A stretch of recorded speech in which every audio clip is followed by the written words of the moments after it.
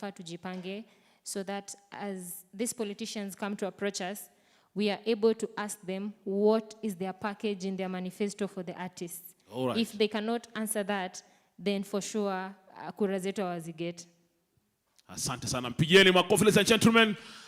All right, all right, all right. Mpigieni makofi tena, muongezeni makofi. Yes, my brother here. Yes, my brother. Hamjamboni.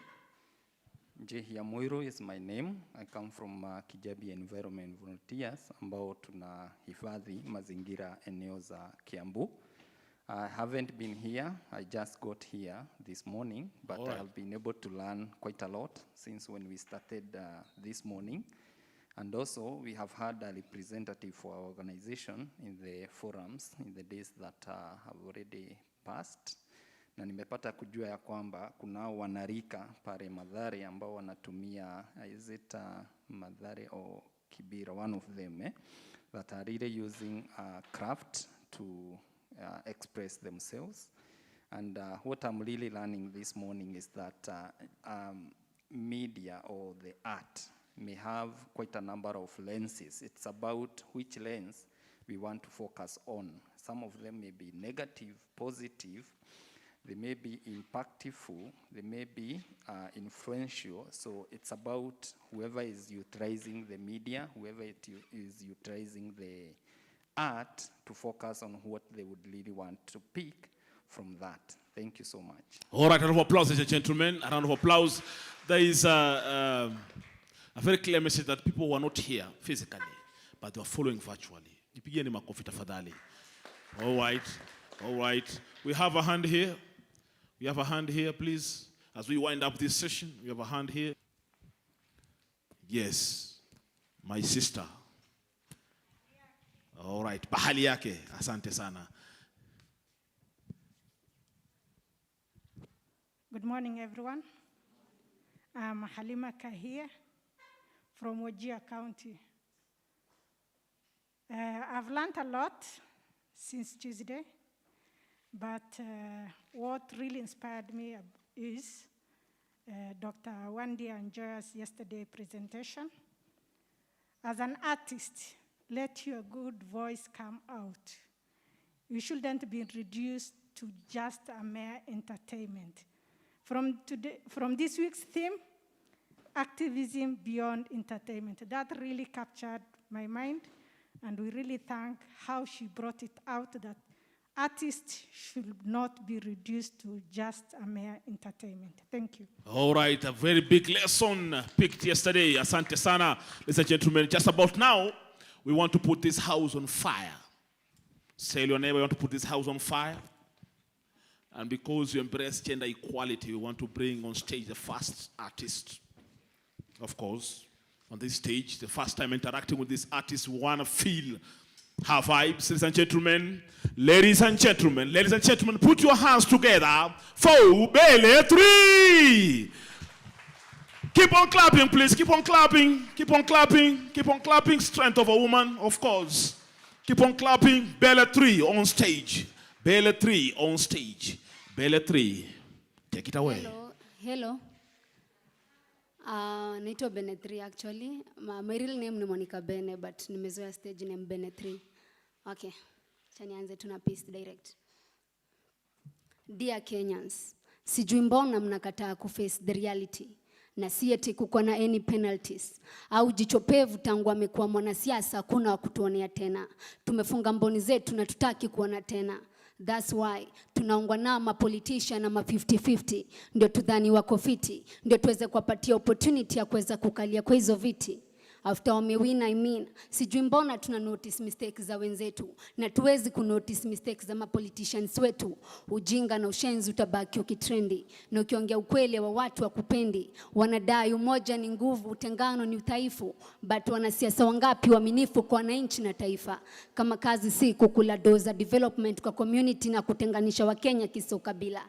Ni mara ngapi umesikia karaoke Wafula Wambua hawawezi kukaa kwa amani kisa kiongozi aliyecha kuchaguliwa si wa kabila moja na mpiga kura mwingine naye alidai kiongozi wa kabila yake, na hiyo inaenda up marafiki kuachana, wapenzi kutengana na damu kumwagwa. Baada ya wao wameshikania visu na panga kukatana, na ni wase walikuwa wanakaa kwa amani. Lakini juu ya huyu mwanasiasa anapenda ukabila amekaa kuleta kero kwa jamii. Tusijifanya tuja notice na tayari tusha notice. On the ballot tutakutana kila mtu akiweza kuweka kura yake, huku tukiwa na imani the best to win, na sipo win atadai ameibiwa kura na wafuasi wake walimpigia kura. Wata protect against the result wakidai kiongozi wao ndio mshindi, na polisi nao wataingilia kati kwa kulisha tear gas badala ya chakula, huku wakijua vizuri tear gas inawadhuru. Tumegeuka maadui juu yao wanasiasa, na wao wamekaa kejani kistarehe kwa sofa wakicheki breaking news za hivi sasa. Venye wametubeba ufala wakati tunaweza kushuka na kutembea solo bila kubebwa solo. Je, ile chwani waliacha day ya campaign inafanya wanajiona machampagne? Nyilini tutawacha kutumiwa vibaya na wa viongozi? Nyilini tutasimama on feet ka kinyozi na kujua what we are fighting for? Na kuna familia itamwaga chozi bila pozi? Je, human created game ya kupigania viongozi? Nyilini wa Kenya tuta understand no matter what we do in the name of a certain politician sisi tunajithuru? Nyilini wa Kenya mtawacha kumwaga damu ya wenzetu kama Majimbo show? Tumegeuka maadui juu yao wanasiasa, na wao wanapigania na simu kuitana meeting wakakunywa tea, na some of us juu mada cases tumedozi committee, na none of those politicians gives a shit about our existence. Si tulikuwa muhimu kwao time walikuwa nadai kura yetu? Sasa tuko base solo tunakula vako na veve 24/7. Mbona asitumia other alternative ka ku provide job opportunities mitaani, ndio si vijana to grab that opportunity kujiendeleza? Na kuna time watatukuta base na ndoo na glue eti tunapunguza mawazo na sleepless nights na sisi kuwa chakula cha umbu, wakati cha tumbo ni shida hata tukishinda tukisaka kwa pipa. Okay, let me do the last piece. All right. I don't know, applause, ladies and gentlemen. I don't know, applause, ladies and gentlemen. Okay. Nimekuwa mfungwa all because of bad governance na wrong choices yenye tumemeka community. Kuchagua viongozi wasiotufaa after wametubribe, and that one is tricky. Wameturule vibaya, kututenganisha kisa ukabila, and that one is risky. Ahadi zenye walitupromise watakeep till infinity, kumbe walikuwa natukulia vako cause na said they kept it. Wamerudi tena with the same words huku wakitupromise the best, na last time wakati tuliwapatia chance they failed the test. Kazi kwa vijana ni proverb yenye kila politician hutumia kutubribe nayo wakati wanasaka kura yetu. Shule ngapi wamedai watajenga na hadi saa hii hawajajenga? I think ni mazingaombwe na si utani. 2 billion of some constituency hapa Nairobi zinapotea kuingia kwa mifuko za watu personal, kuzidi kuongezea zao mali, wakati maisha common mwananchi nazidi kudidimia na si utani. Kanisa na mazishi zimegeuka kuwa campaigning sites za mapolitician. Wamemdhalilisha Mungu kanisani na kufanya maovu chini ya maji. Wamechukua madaraka mikononi na kufanya maovu chini ya maji, all in the name of ganji. Na common mwananchi akichukua 5 shillings mango, maisha yake inawekwa kuagiza. But kwa nini? Mbona politician akichukua pesa kwa serikali chini ya maji nothing inafanyangwa juu yake? Lakini kijana wetu hapo ghetto akichukua 5 shillings mango, maisha yake inakuagiza. Hatuhitaji kiongozi tu, tunahitaji kiongozi bora. Hatuhitaji kiongozi mfisadi, tunahitaji kiongozi bora. Raundi ni yetu ya kuchagua viongozi bora ambao wataturule vizuri. Chukua kura yako, pigia kiongozi unataka, lakini jipange kabla watupange. Benetri the poet. All right, Benetri, hey, don't walk out of my stage like that, lady. All right, another applause, gentlemen. Pigia makofi tafadhali. Pigia makofi. Keep on clapping. The vows of a lady, please. Grab the microphone. Anaweza wezi. Patia thumbs up basi, patia thumbs up. All right, I want to feel you. All right, Bele. Why did you choose poetry? I don't choose poetry. I think poetry chose me actually. Sure. Yeah. Hii sauti umetoa wapi? Because seeing you and the kind of voice you produce, And the kind of lyrics mistari unatoa bana. I don't want to judge a book by its cover, but now ndo msemo nimeamua nisiutumie tena kwa sababu bila shaka if I judge a book by its cover, I may be surprised. Where do you get this voice from? Actually, sauti ilijigileta tu. Yeah. Are you an activist? Wale wa barabarani wa kupiga kelele? Ate? Are you an activist? Wale wa kupiga kelele barabarani? No, hapana. All right. Mpigieni makofi jamani, mpigieni makofi. Going to your piece. Your first piece. Just a short overview of what you are saying because kuna wengine hapa si washairi. Okay, the first piece inaitwa Dear Kenyans. Hiyo piece ni about venye politician wanatutumia vibaya. So mi kuyo piece kuandika nilikuwa naandika so that to bring awareness to my fellow youths. Actually so that wasitumiwe vibaya around na politician because obvious kwa wakikaa kama mtaa obviously wanatafuta excuse kutu bribe sana ambia watu wasikuwa wanaona bad side zetu hadi tuangalie za politician jua said wakibado story yao inakanyagiwa chini ya maji lakini sisi kwetu tukichukua 5 shillings mango ya mtu place tushapigwa mawe tushakufa sana kwa nawaambia just to bring awareness to people wasitumiwe vibaya na politician. Yeah. Do you believe your pieces are influencing change? Yeah. Why? Because actually I speak the truth. Yeah. Do you believe they listen and they take action? Amekuwa ni masikio ambaye asikii? Actually, make decision ni mtu ana make personal.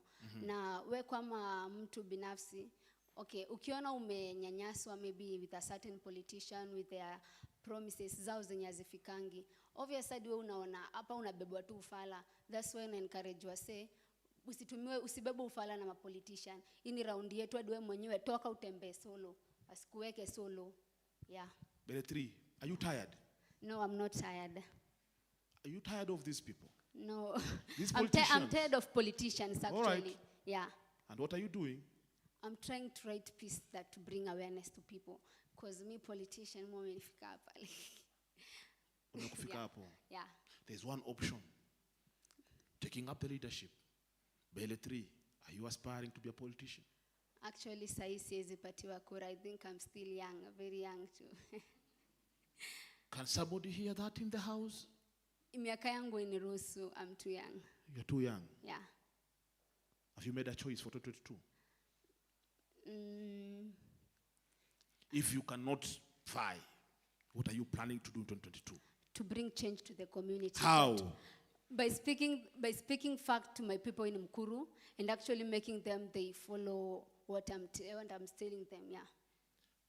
My question is, have you identified a potential leader with the same mind as yours? Yeah, in Mkuru iko wenye tunaona hapo wako very potential ku bring change kwa community yetu. Iko wale wenye tunawajua lakini with the others ndio tunataka kuwatoa ku make sure watarudi tena. Do you believe those you believe in will make it in 2022? Yeah, actually. You sure? Yeah. Power to Beletri. Pigieni makofi tafadhali.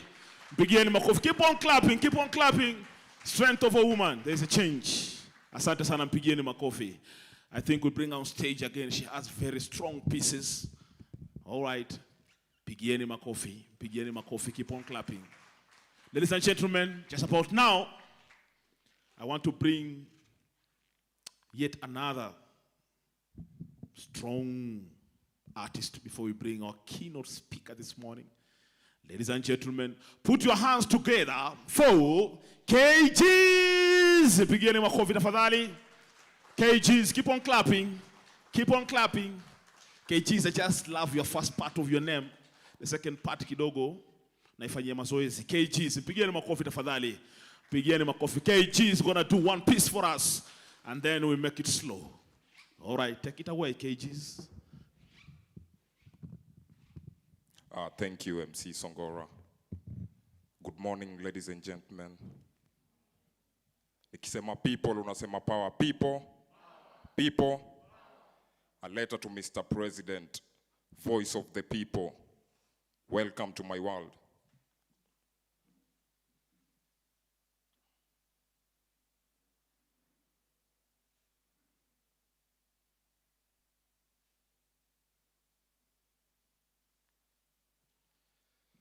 Muda umewadia, punda amechoka kuvumilia, hatuna cha kujivunia.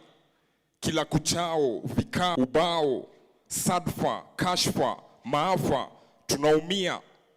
1 million jobs agenda ulitupromise kwa manifesto, pretender. Tunakupea notice, unafaa kusurrender office. Hii ni mchezo. Askari anaitisha chai ilhali mwenyewe siwezi afford hata kahawa. Saa zingine ni ngumu kutii, walahi. Mitaa hazina mataa, mataa hazina mita. Maji safi ni uhai, kilio cha haki haufai ulagai. Good morning Mr. President, umeamkaje huko Stato? Maisha imekuwa ngumu kwa mwananchi wa kawaida huko ghetto. Good morning sir, evening or afternoon, tunarausha mbele ya jua na kulala ni afternoon. A letter to Mr. President, sikia sauti ya mwananchi huko ghetto. Vitu zinazidi kuget messy kwa ground. Hii situation hawezi compare hata na Barcelona. Hatari sana, sikosi kumention. Wamepora funds za corona, wauguzi pia wanagoma. Siwezi afford hata mahindi choma. Nimechoka na kuwa patient, juu the only place watu tunawachwa ni onakoma. Vitongoji hazina maendeleo, viongozi wana kipendeleo. Unabaguliwa kwa misingi ya kikabila, dini, maumbile au cheo. Ukoloni mambo leo, wapi stadiums, kuna talents. Mlitupromise laptops na kuna classes. Wapi teachers, wapi nurses, kilio cha haki, wapi justice for the masses. Good morning Mr. President, umeamkaje huko Stato? Maisha imekuwa ngumu kwa mwananchi wa kawaida huko ghetto. Good morning sir, evening or afternoon, tunarausha mbele ya jua na kulala ni afternoon. A letter to Mr. President, sikia sauti ya mwananchi huko ghetto. Kidagaa kimewaozea, bahati nasibu patapotea. Si easy, mtukufu rais, si easy. Hii maneno si rais, hakuna freedom of expression. The only thing unaweza pata kwa hii dome for free ni oppression, ikiwa accompanied na depression. Na feel niko lost ka scam ya millions za NYS. Service bila intelligence, I make sense, wapi NIS? Mahakama zina uhuru, mmeshindwa kutekeleza katiba. Na tozo ushuru munaiba, ripoti za tume huru hamjadeliver. Unyakuzi wa ardhi, mali ya umma na utumizi mbaya wa mamlaka unarudisha taifa nyuma. Kilio cha haki, sauti ya katiba, huu ni ujuma. Good morning Mr. President, umeamkaje huko Stato? Maisha imekuwa ngumu kwa mwananchi wa kawaida huko ghetto. Good morning sir, evening or afternoon, tunarausha mbele ya jua na kulala ni afternoon. A letter to Mr. President, sikia sauti ya mwananchi huko ghetto. Thank you for your time ladies and gentlemen, voice of the people. KG's heavyweight. Yeah. All right my brother. How do you feel this morning? Niko salama nashukuru. Aha. Yes. Your peace. Inanikera sana. What is your intention? My intention is, as an artist, being a reflection of the society. All right. So to the current happenings around the social, political, and economic status of this country is on a serious demand. So I'm just committing to my obligation as an artist without fear, without apologies. Yeah, that way. All right. Your piece is doing a reflection on elections. Now this country is at a very devastating situation. People are confused on what decision to make. The BBI in the courts, imetupiliwa mbali. Handshake is not working, it's not practical. Mafuta bado yanapanda. If you look at the status quo, matajiri wanazidi kuwa matajiri. Hohe hai wanazidi kuwa hohe hai. Middle class, they don't care. They watch TV, double tap Instagram. As a young person, as an artist, what do you see with the coming general election? To the coming general election, that's in reference to Chapter 7 of the National Constitution, representation of the people, and again on Chapter 6 of the National Constitution, all right, on leadership and integrity. So again, chapter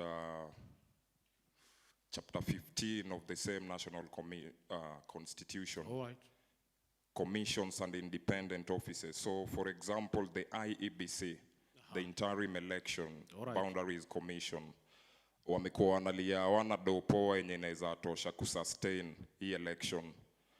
Vitu kaa hizo fuel zinapanda. So for us, wananchi, we are being taken advantage of because we are ignorant. Definitely.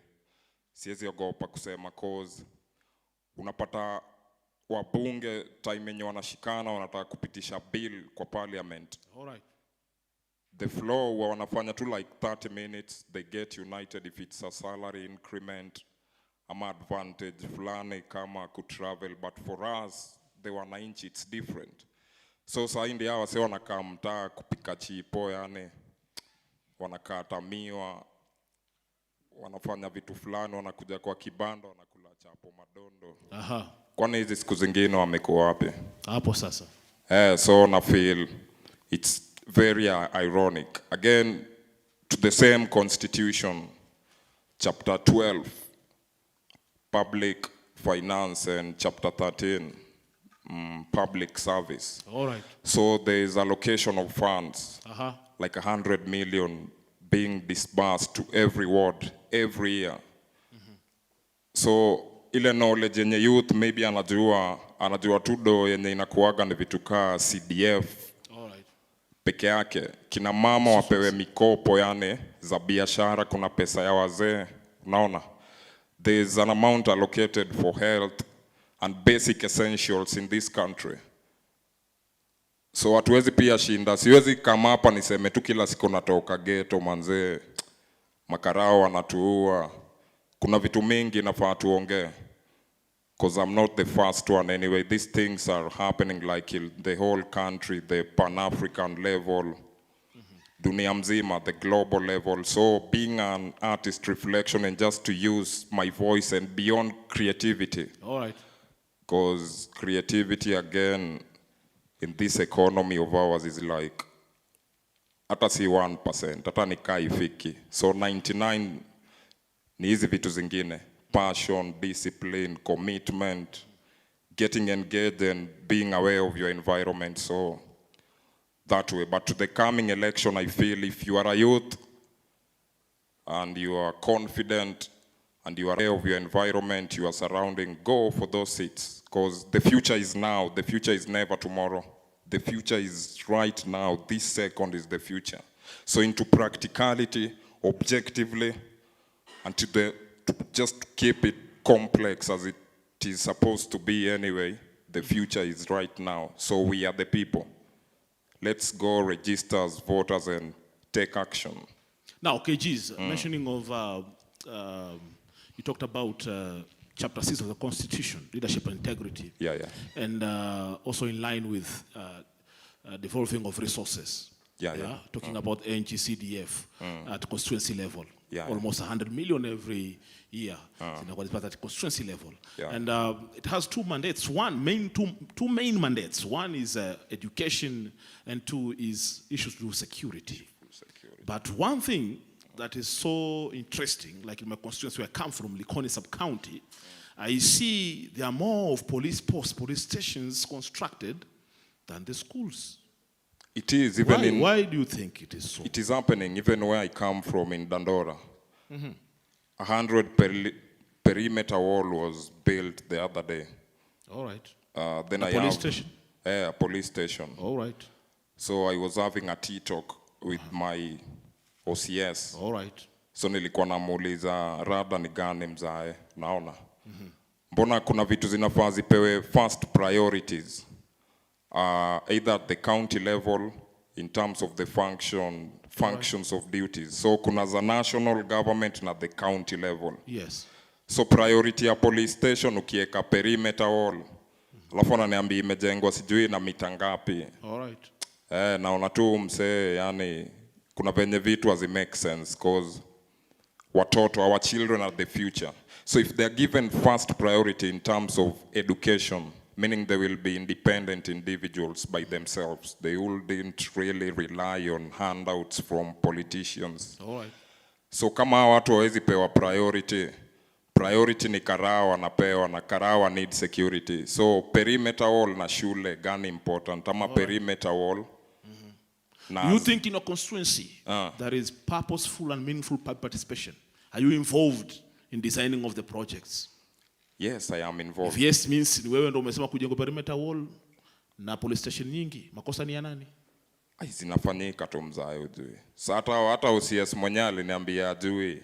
Ako tu hapo kaa OCS. This is order from above. All right. Akaniambia tu nikunywe chai. And who is above KGs? And the constitution says in chapter 1.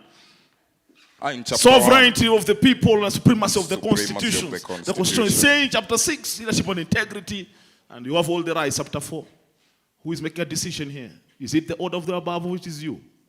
And chapter 4, Bill of Rights, part 2, fundamental rights and freedoms again. It is me, sovereignty of the people and supremacy of this constitution. All right, that is very clear. So where is the problem, brother? Democracy is a form of government. All right. Where the common people hold political power to either rule directly or through elected representatives. All right. So we are the people, we are the first priority, of course. Right. But it's normally it's a Tom and Jerry thing. It's like hide and seek. Normally. Who is to blame now? Who is to blame? Us all. Because there's the stakeholders, the duty bearers, and us. So siwezi sema tuta blame gava peke. All right. Pia sisi. Man is to err anyway. All right. So we learn from our mistakes. All right. So what should we do, KGs?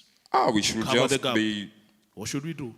We should again re-evaluate ourselves in the true nation building process. The election is around the corner.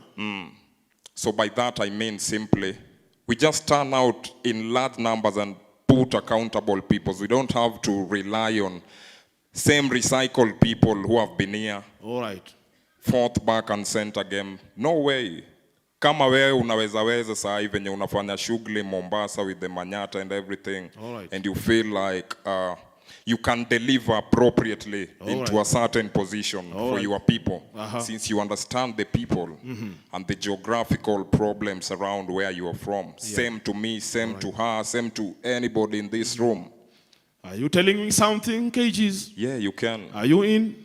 Me, 2022? I believe in you. Unaweza. KGs. KGs wants to go for the seat. Which seat? Nipe running mate. MCA, governor?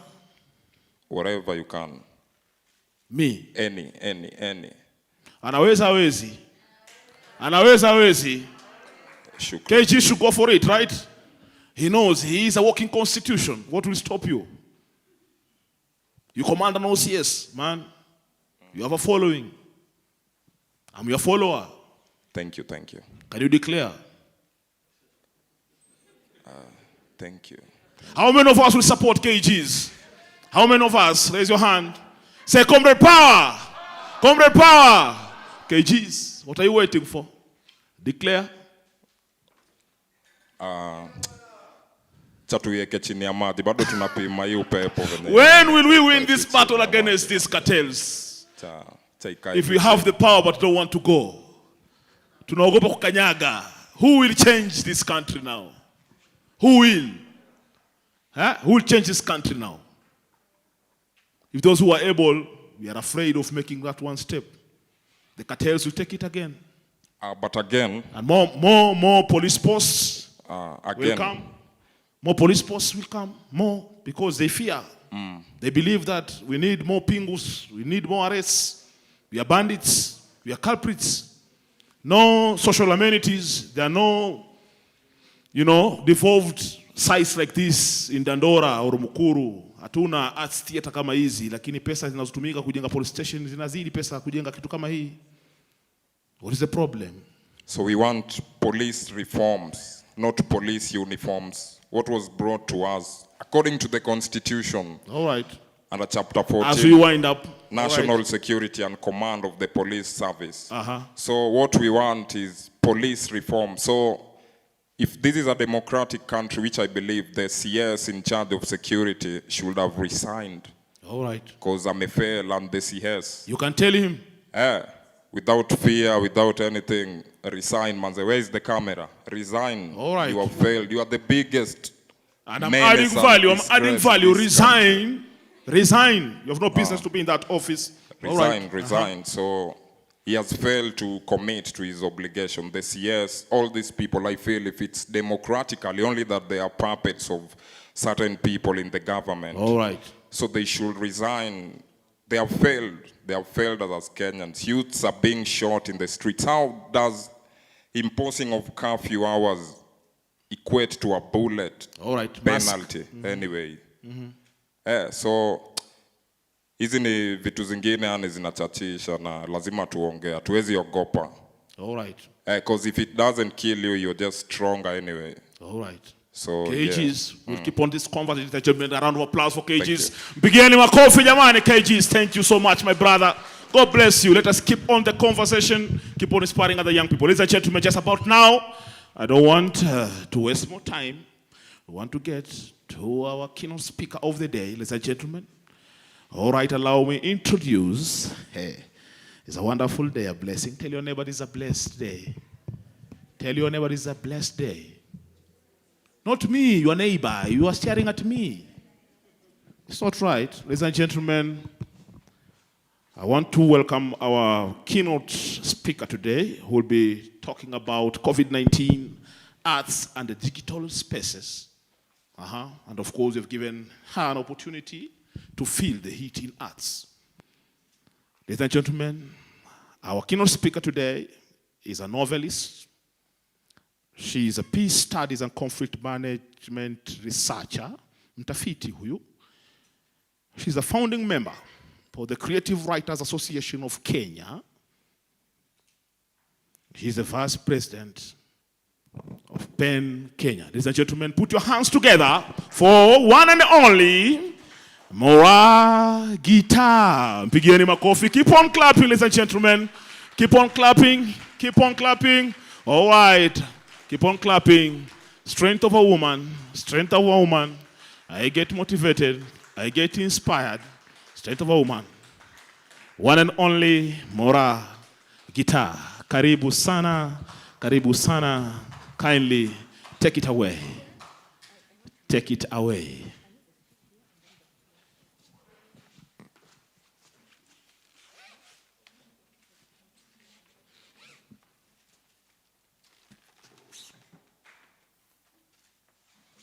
Keep on clapping, ladies and gentlemen. Keep on clapping.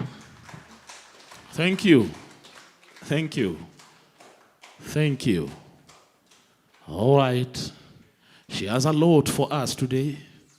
She has a lot for us. All right. Information is power. Keep on clapping, keep on clapping, keep on clapping.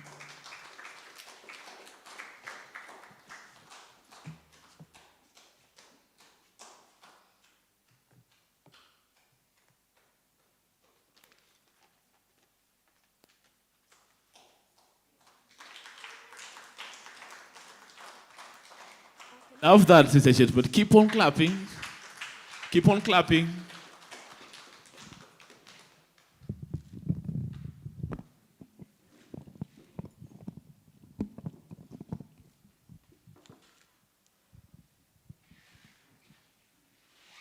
Mora Guitar, take it away. Good morning, everybody. I hope you're well today. A big thank you to all who have joined us today here, and those who are on virtually, on live streams or on other social media. As the MC has introduced me, I'm a novelist and a peace studies and conflict management researcher, and founding member of Creative Writers Association of Kenya, where I'm a board member on the executive committee, and I'm also vice president of PEN Kenya. So my keynote topic today is reinvention by artists into a digital shift in a time of lockdowns.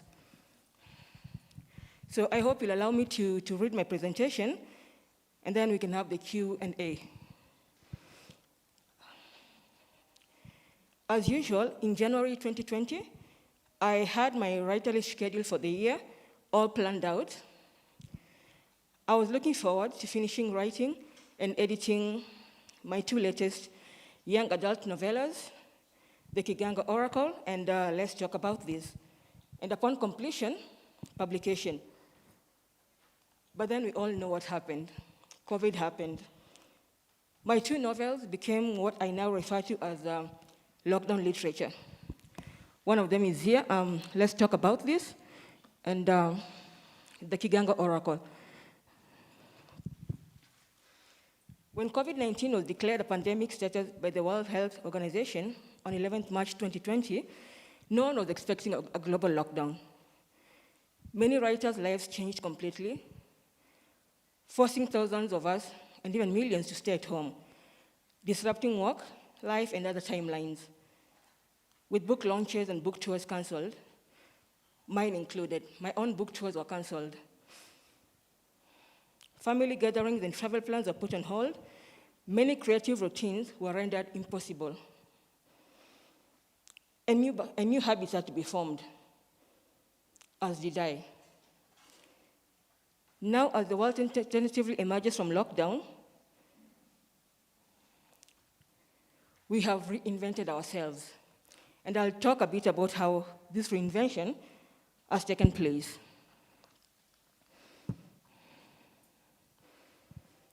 Many of us wondered at the beginning of last year, how long will it continue and with what effect? Through the anxiety and uncertainty of the ensuing days, the lockdown's contours appeared. It is often said that writers and creatives in general are good at having time on their hands, that self-isolation is necessary to their work. But the enforced passivity of lockdown was different, infantilizing even and devoid of our usual muses that we normally immerse ourselves into. Despite the heroic efforts of our frontline healthcare workers, we were in a bad situation. And most of us could really not create. That is when most of us came together, whether it was online or physical, for the first few days, the first 2 months actually, because we knew that, and I will encourage many artists and writers to look at the art as the tool they have in their hands for societal change. And that meant that we just couldn't let things as they were, or we couldn't let things just die. We had to keep on creating. So what happened? As the first lockdown affected our creative processes, physical networking forums and fireside chats were mostly canceled, as I've just said, even about the book tours, and even album launches for musicians. WhatsApp and Telegram took over, and Zoom sessions became our new offices and workspaces. These online and digital spaces we created and where we interact became an emotional crutch and an outlet for creatives and writers, and helped us guard our mental health. I'll give an example. Creative Writers Association of Kenya, of which I'm on the board, was registered just a year before the pandemic. And we were just getting on our feet. We had many plans, among them face-to-face and physical writing and mentoring workshops for upcoming writers and recruitment drives. But all that was put on hold. We soon realized that a digital shift was necessary. And the first we had was an online workshop for poets, for upcoming poets, conducted via Zoom, which produced an anthology, a collection of poems from East Africa, and was recently published a few months ago, titled Soaring Above the Pandemic. Apart from the monthly Zoom meetings and workshops, we have lined up next month an online masterclass for prose for upcoming writers. Assembling a collaborative team took a huge effort and put a strain on many, because we had to move out of our comfort zones and go digital and go completely online. The pandemic has challenged many of us to embrace new thinking. And so the creative sector entered a new era. We started curating everything online, from workshops to readings to book and music launches. As I've just said, our art is the tool that we have for societal change. So I encourage artists to move out of their comfort zone and reinvent themselves. Take what is yours and demand it. A few examples of how writers here in Kenya have embraced the digital space. An example is Twaiza Communications, who are today leading the Activism Week. We saw Professor Kimani Njogu and Ubunifu revamp the seminal online journal Jahazi, while at the same time curating online creative meetups and lobbying on matters of policy. Writers Guild Kenya, led by Gabriel Dinda, went completely online with its mentoring workshops. Writers Ecclesia and a new program, Meet the Writer. And they also this year opened an online bookshop. Amka moved completely online with his last Saturday of the month workshops.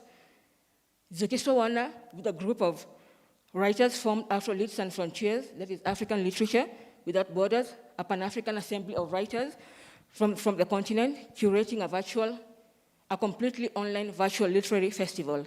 And they had 3 iterations. Story Moja Publishers initiated a wildlife young adult conservation series, of which I'm part of as one of the contributors, and workshops were completely rescheduled to Zoom. There was no physical meetup. And so the digital shift and reinvention was real.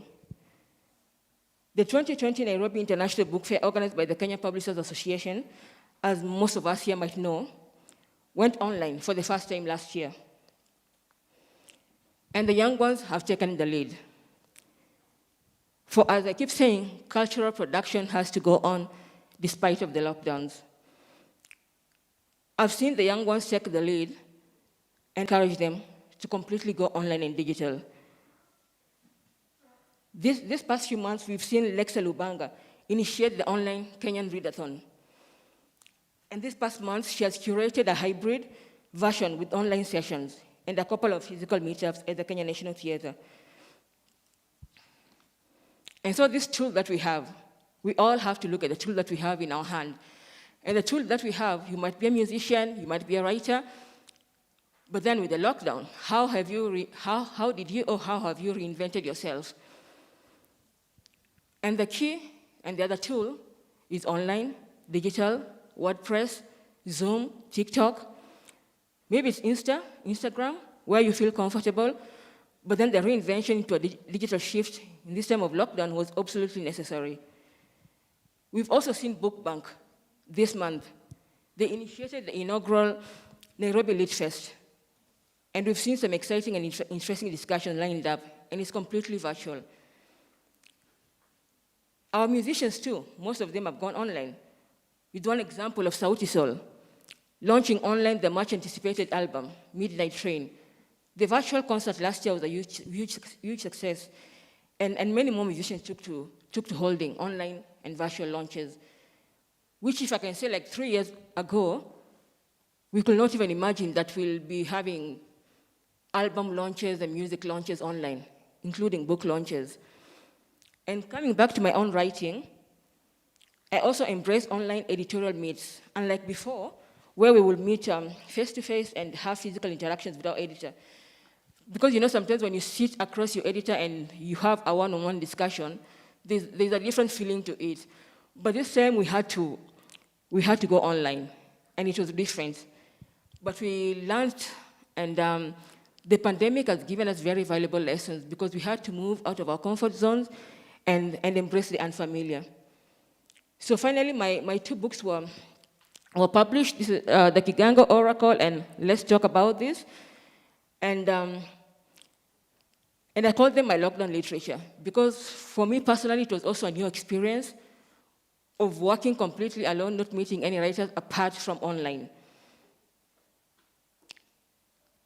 And incidentally, one of the books, The Kigango Oracle here, was this year nominated and shortlisted for the 2021 Nomo Awards curated by the African Speculative Fiction Society. But the lesson that we have learned is that the lesson we've learned in this pandemic, in the two, almost 3 now national lockdowns, is that, and actually the future holds a vital lesson. Because we've learned that the present right now is all about online collaborations and partnerships. And we've seen young people take this up online. And I would like to give an example of our own Kenyan, Elsa Majimbo. Maybe some of you are familiar with Elsa and what Elsa managed to achieve. Elsa Majimbo was a comedian, and she was a student at Strathmore University.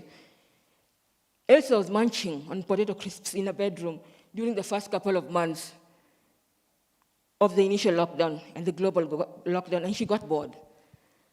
This young lady got bored, and she started having satirical monologues while chewing her crisps, her potato crisps, throwing shade at people while recording herself during the lockdown in her bedroom. And then she posted and uploaded herself chewing the potato crisps, and it was quite interesting when she initially started, and just having her monologues about what she'd gone through, how her day had been, and life in general. But that 19-year-old last year, who was then a journalism student at Strathmore University, became an instant internet and social media sensation. Elsa utilized 3 tools. The way I saw it from where I was, like watching her Twitter handle and watching her Instagram account, Elsa Majimbo utilized 3 tools: the internet, potato crisps, and satire via her monologues. And everything was online. And the rest, as we say, is history. Elsa harnessed the power of the internet and carefully cultivated her image into a social media influencer. Right now, the crisp-chewing, straight-talking Elsa, now only 20 years old, has become a globetrotter and a jet-setter. She's quoted by international brands and praised by Rihanna and Beyonce, all just over a year and a half after launching a career with a smartphone and a packet of potato crisps. She's gotten global accolades and endorsements with collaborations from the likes of MAC Cosmetics and Rihanna's Fenty, to appearing on news like BET, E! News, Comedy Central, CNN's Anderson Cooper Live, and interviews across global magazines and newspapers like The Guardian and The New York Times. And just because Elsa took the initiative and took what she thought was owed her, she's since gone on to be nominated for the E! News People's Choice Award, and was the youngest to ever be nominated, to bagging the Teen Choice Awards. And so that's a great example of how many artists in the country, regionally and even globally, have really reinvented themselves into a digital shift in the time of lockdowns. Nobody discovered, if I can say, it's like nobody discovered Elsa. She's vintage Kenyan, and so she made sure that the world discovered her. She became like some sort of COVID relief care package for the lockdown masses. And coming back to collaborations and partnerships, international cultural organizations like SEED, the African Filter Initiative, and HIVOS, among several, came to the rescue of creatives with several grants and several competitions. But in the midst of all the adjusting we were embracing, I asked myself a question. Where was the Kenyan government in the pandemic where the creative sector was concerned?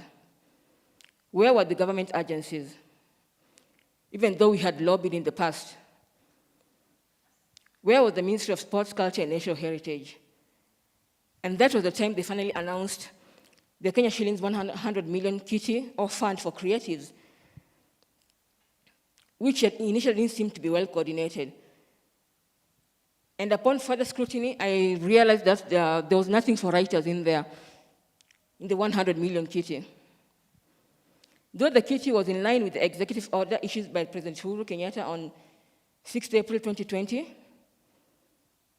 directing the Sports, Arts and Social Development Fund to avail the money to cushion those in COVID-19 relief fund, which they dubbed, I think it was Together at Home. Artists, musicians, and artists were invited to submit their proposal on artistic productions for consideration by the ministry. But when I accessed the link to apply for the stimulus program, writers were not mentioned at all.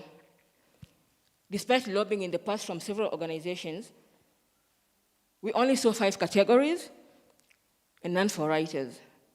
We saw a link for theatrical artists, musicians and dancers, mural artwork, filmmakers, visual artists and comedians. But we don't give up and we go on lobbying for writers to be included in most of these funds. Sometimes I talk from a global perspective, owing to my travels, a few travels that I've had, like globally. I've been to places like New York City, I've been to London, I've been to Brussels, Chicago, Amsterdam, Tokyo, across the world on my travels, even as a peace and conflict studies researcher. And we find that most of these countries in the West, or the global North as we call them, they value their culture and they highly respect their artists and their writers, unlike what we go through sometimes here in our own country. We find that there are a lot, though even currently, like right now, we have embraced the digital shift, but many artists are struggling, many writers are really struggling. Most of us had loss of income. Even myself as a freelance researcher, I hardly got any work last year. And I will urge that even as we do our best to reinvent ourselves into a digital shift, I will also urge our own local organizations, our government agencies to come up with more, I can say, endowment funds, which offer rescue and relief packages for all creatives, and more so writers. I remember seeing a tweet last year when the lockdowns were declared. I saw a tweet from Nigerian writer Elsa Jonathan, who'd moved to Germany, just before the pandemic. Elsa tweeted during the first global lockdown that he was glad to have moved to Germany because he got, I think, 2,500 euros as part of a rescue package to all creatives from the German government. During that time in Germany, it didn't matter where you came from. All that matters was that you are an artist. It didn't matter if you are an illegal immigrant. You are in Germany, you are an artist, and you need money. Everybody got 2,500 euros. And this is my challenge. Even as we embrace this digital shift, it's a challenge to our own government to take the welfare of artists into consideration. Even the government itself, even as we ourselves have embraced online activity, we need to really be taken seriously and also demand that respect. And so my words today is that, yes, lockdown has challenged us. Most of us have moved online.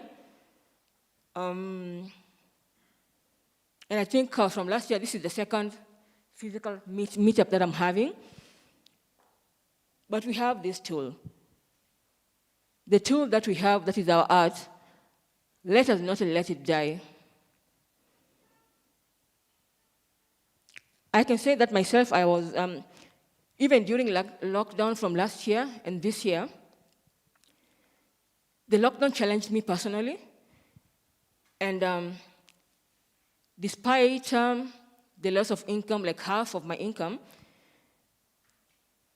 the lockdown reminded me of writers who were incarcerated in the 70s and the 80s by oppressive regimes, but wrote some of the most profound literature from behind prison walls. and other situations of distress. These writers, our own writers, who were incarcerated in the 70s and in the 80s, the tool they had in their hand was their art and their words. Even on toilet paper, because most of them were writing on toilet paper, even on that toilet paper, their words changed our society and had impact. Even when the depression and the anxiety was setting in during the lockdown, this was one of the most vital lessons that I took away. That these writers were incarcerated, they were in terrible, terrible situations of distress. An example is Ngugi wa Thiong'o and Maina wa Kenyatta. But they wrote amazing literature from behind prison walls, which is like the lockdown that we've had. Having these reminders helped me get up, get into the digital shift, and reinvent myself. And this is what I will urge for all writers. And recently we had the spotlight, especially writers, if we have any writers here. Recently, as most of us probably know, I think it was last week, the Nobel Peace Prize for Literature was won by an African from our neighboring Zanzibaran Abdul Razak Guna and the Tanzanian, who writes incredible literature. And that win from our East African region effectively puts the spotlight on African writing. But then where is our government in all this? In the production of literature, in the support of artists. Because we don't want an endowment fund or a kitty, like the 100 million, to only be set up because COVID was here with us. The pandemic was here with us. We need an ongoing fund, an ongoing endowment fund, and a kitty for all writers and creatives. I always believe that people who value the creative sector are progressive people. After all, creation, more so from writers, is the backbone of the economy. Because writers reflect and interpret our society and the world. Even I've given a few examples of how many young people in the country have reinvented themselves, continent-wise too in the region, and across borders. This digital shift has gone on. We saw Lola Shoneyen initiate the virtual One Read project, whereby readers globally download an app called One Read and access the same book being read by the group during that iteration, reading the same book, all of us online. The same has happened across the US, the UK, and parts of continental Europe. We saw the Oscars, the Emmys, their annual galas go online for the first time ever.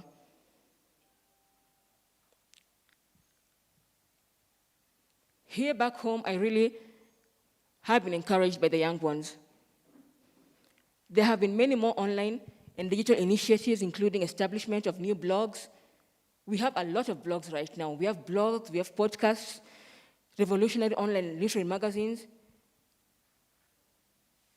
and many more online initiatives. And I feel that we have embraced this well, especially the young ones, as I've said. This reinvention has been very crucial to our art. Because you can't sit in your comfort zone. You need to move out of that comfort zone. And I know there are some who sort of gave up and they disappeared and we couldn't see them anywhere, no artists, no musicians. But many of them, even like the poets, the young lady over here who gave us a very impactful reading, you can even start and go online, because like right now, maybe you might not even have a situation of having public gatherings. You can start a YouTube channel or a podcast, and you find that you are doing really very well. And on YouTube, you actually earn money at the same time on YouTube, according to the hits that you get. And so keep it up. That is really good. We have embraced a new normal. Because when we got locked down last year, it was a lesson that changed our lives as creatives. We embraced the abnormal, which became the new normal. And I can say that there have been struggles, but the digital breakthroughs we've had on social media and social e-commerce have kept us going. And now, the new normal is that the present, and indeed the near future, is all about online networking, creating online opportunities and synergies, collaborations, and partnerships. And that said, I would like to really take this opportunity of my last few words to just encourage us, because I know a lot of people had loss of income. A lot of people have not managed even to move online. But embrace the online spaces we have. In fact, in Kenya, we are very lucky because the censorship is not as much as it is in other African countries, even in our neighboring countries. We have all these online spaces. We are able to express ourselves. We need to demand what is ours. We need to check what is ours. And as I said, let us not let the world discover us. The world doesn't discover us. You take up the challenge, and you make people come to you. And for now, that is online and into the digital spaces. Thank you.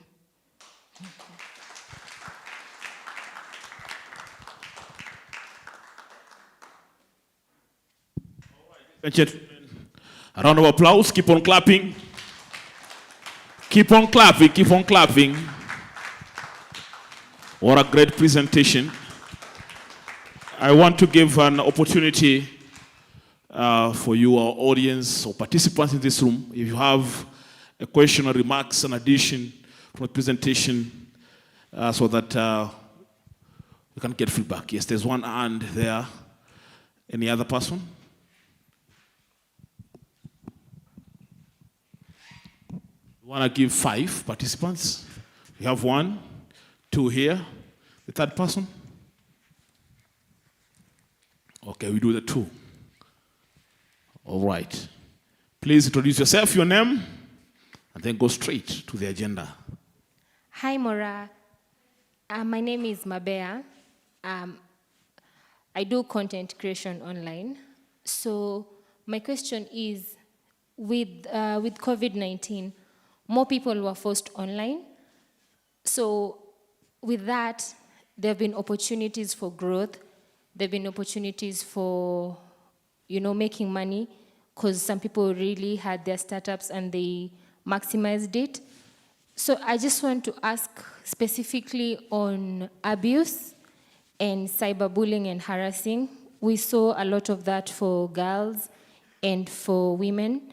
So my question is, how do you think we can make the digital space safe for women and girls? Because the trend is that so many people really get out of social media, even when they had an opportunity to grow and to make their lives better, to establish their businesses. So that's my first question. And then my second question is, do you think as a country, we are ready to have legislations that can impact the digital space in terms of security, in terms of resilience, and putting up a space that's sober to even protect, say, our children from pornography and being abused? How do we do that? And then the third question is, how do we merge the digital space with the current changes that are happening to make it more organic? Sometimes we know that the digital space can be very generated in terms of being doctored. So how do we keep sober conversations? And my last question, I'm so sorry, there are so many. My last question is, do we need legislations like now the digital tax, when already as a country we are paying lots of taxes? So do we also need to try to tax the youth? I personally feel like the government is very harsh towards the young people, because we cannot all fit in offices. We cannot all fit in, those structured forms of employment. And when people try to hustle, even on social media, say someone has a business that they're trying to amplify, the government is on their necks. Right now, to start a business in this country, you need more than 14 permits and licenses. You have NEMA, you have the health permit, you have the COVID-19 certificate. You have all these approvals that you need just to put up a business. So what's your idea about the government also talking about digital tax? Thank you very much. All right, thank you for that question. Maybe you can respond as we bring the microphone to the next participant. Let you sanitizer. Engineer wa sound bwana, microphone ni haba. Hatari. You can use mine.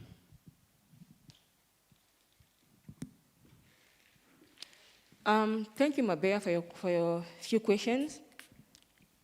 I'll start with the first one. I think it was on cyberbullying and abuse online. What I want to say about this question is that in the pandemic, there have been great lessons in resilience. And even in the upheaval and the aftermath, there are organizations which have come up to try and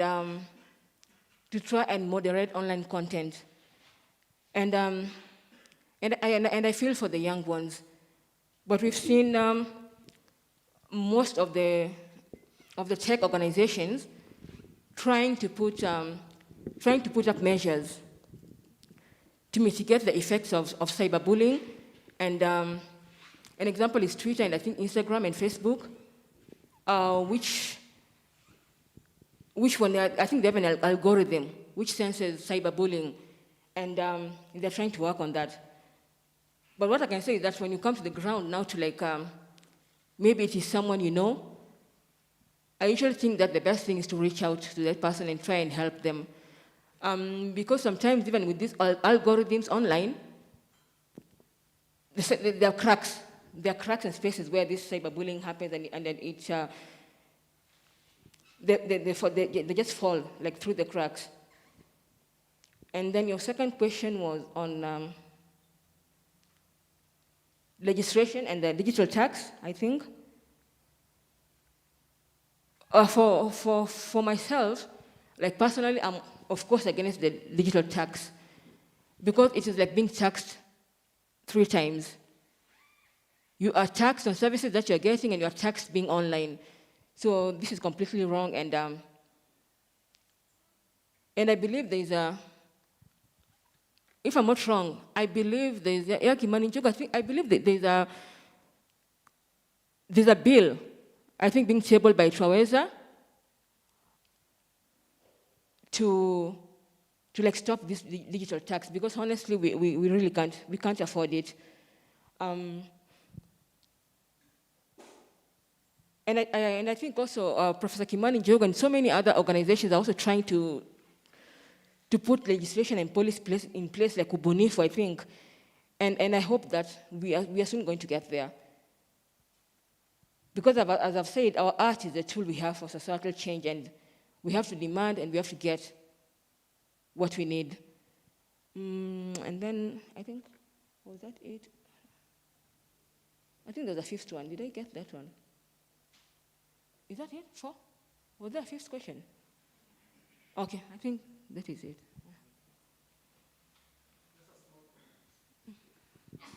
All right. We can take a hand here and then we go to Professor. Yeah. Yes, proceed, and then we go to Professor. Thank you, Songora, and thank you, Maura, for that insightful discussion that you've guided us through. Mine is more to comment and reiterate the need for artists and writers, for your case, to collaborate and work together, especially those who are not tech savvy. Because going online, I've come to realize if you're going to make it a profession or make our work professional, and you're not tech savvy, then we might not achieve the mark. But if you can build collaborations, then I think we can make our art and work with people like we were discussing yesterday with Wandia, how then we need to make our work professional. So that then those who are tech savvy can help us with our art to take it to the next level in terms of going online. But then also, let us explore not only internet, as in Facebook, YouTube, but also other opportunities like radio and online TV for that matter. And also build collaborations with, if it's community radios, and put our work out there so that even before then we get to physical gatherings, if we'll ever get there, that our work is still going out there, both on, what do you call it, like online, internet, digital spaces, and also like mainstream media like radio and TV. The last thing is, thank you so much for you reminding us that COVID taught us something, most likely in a negative way.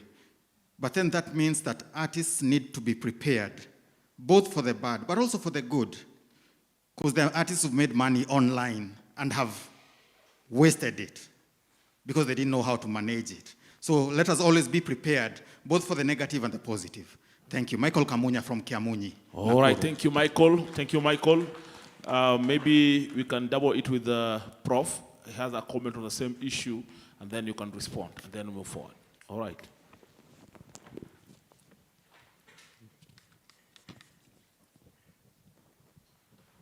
So mine is really just a comment, not a question. And thank you very much, Mora, for that presentation. A few weeks ago, Taweza Communications organized a forum in which we called KRA to talk with the creative sector in Kenya on matters related to the digital service tax. And we were very, very specific to KRA to tell them that they cannot continue taxing the creative sector when the sector is just trying to grow. And for 2 hours, we engaged KRA on that matter. And it became clear to us that there is reconsideration on the digital service tax. And in fact, you are not supposed to pay the digital service tax as a Kenyan creative now. The only period that you can pay the digital service tax is for money you made between January and June of this year. But going forward, you are not supposed to pay the digital service tax. So that is one. With regard to issues about safety and security online, it's extremely important that we entrench freedom of expression and the right to access information as enshrined in our Constitution. And therefore, any form of cyberbullying, any form of misinformation, any form of all those things that happen online which undermine our right to express ourselves freely are really criminal. And now there are two ways of dealing with that problem. One is through legislation, and the other one is through digital literacy, or media literacy, where you teach Kenyans on how to engage online without oppressing other people. And I think that the better option is media literacy, where we are educating Kenyans on our right to express ourselves online without being harassed. Because once you do legislation, once you put too much emphasis on legislation online, then even that right to express yourself can be limited by legislation. So some of us take the view that you minimize legislation, create more freedom, minimize the punishment, but educate Kenyans on those rights. So that is the first thing. The other thing is that we have, as Taweza Communication, of course, been engaging with Google on supporting the creative sector so that the sector can create online. And therefore, if you feel that you are being harassed, you can actually write to Google and the service providers and complain, and that issue, that matter can be picked up. So I just wanted to share this information for general knowledge, because it's important for us. And of course, we must always educate ourselves. We must always learn, about our rights and the platforms that we can use and how to protect and safeguard ourselves online. Sometimes you can ignore some of the dangerous things, but they can also affect your mental health.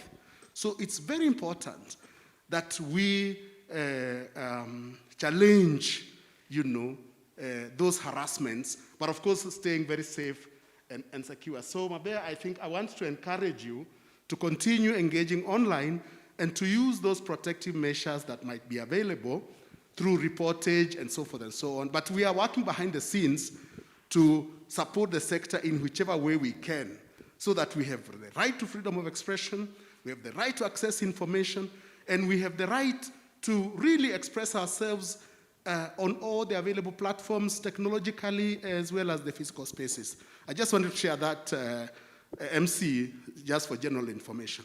Okay, thank you so much, Daktari. Very insightful. At least we have an update of what is happening. We can have 2 more questions, so that because you're behind time, and we'll just give an opportunity here and there. 2 more, so that we can proceed. Very short, introduce yourself and direct. Okay. Good morning, ladies and gentlemen. My name is Miss Nina. I'm an artist as well. I'm a spoken word poet. And for me, I'd like first to thank Maura for the talk that she's had. But no matter how much we talk about the digital space, we should also think of what next. Because yes, we're in a digital era, and COVID did prove that there's a value in being online. But just a few weeks ago, we noticed that it also has a threat. There was a time when WhatsApp, Instagram, and Facebook were down for some hours. And if we go back again, when we add also politics, maybe in our neighboring country, Uganda, during the elections, the online networks, they were shut down for a few days. So for you as an author, what can we do to avoid such a threat? What are you working on to actually encourage the reading culture, so that no matter how much we are relying on online, we should also, embrace the traditional ways. So what are you doing about that? Thank you. I think Mora has noted that. The last question, please. Yes, the last question, please.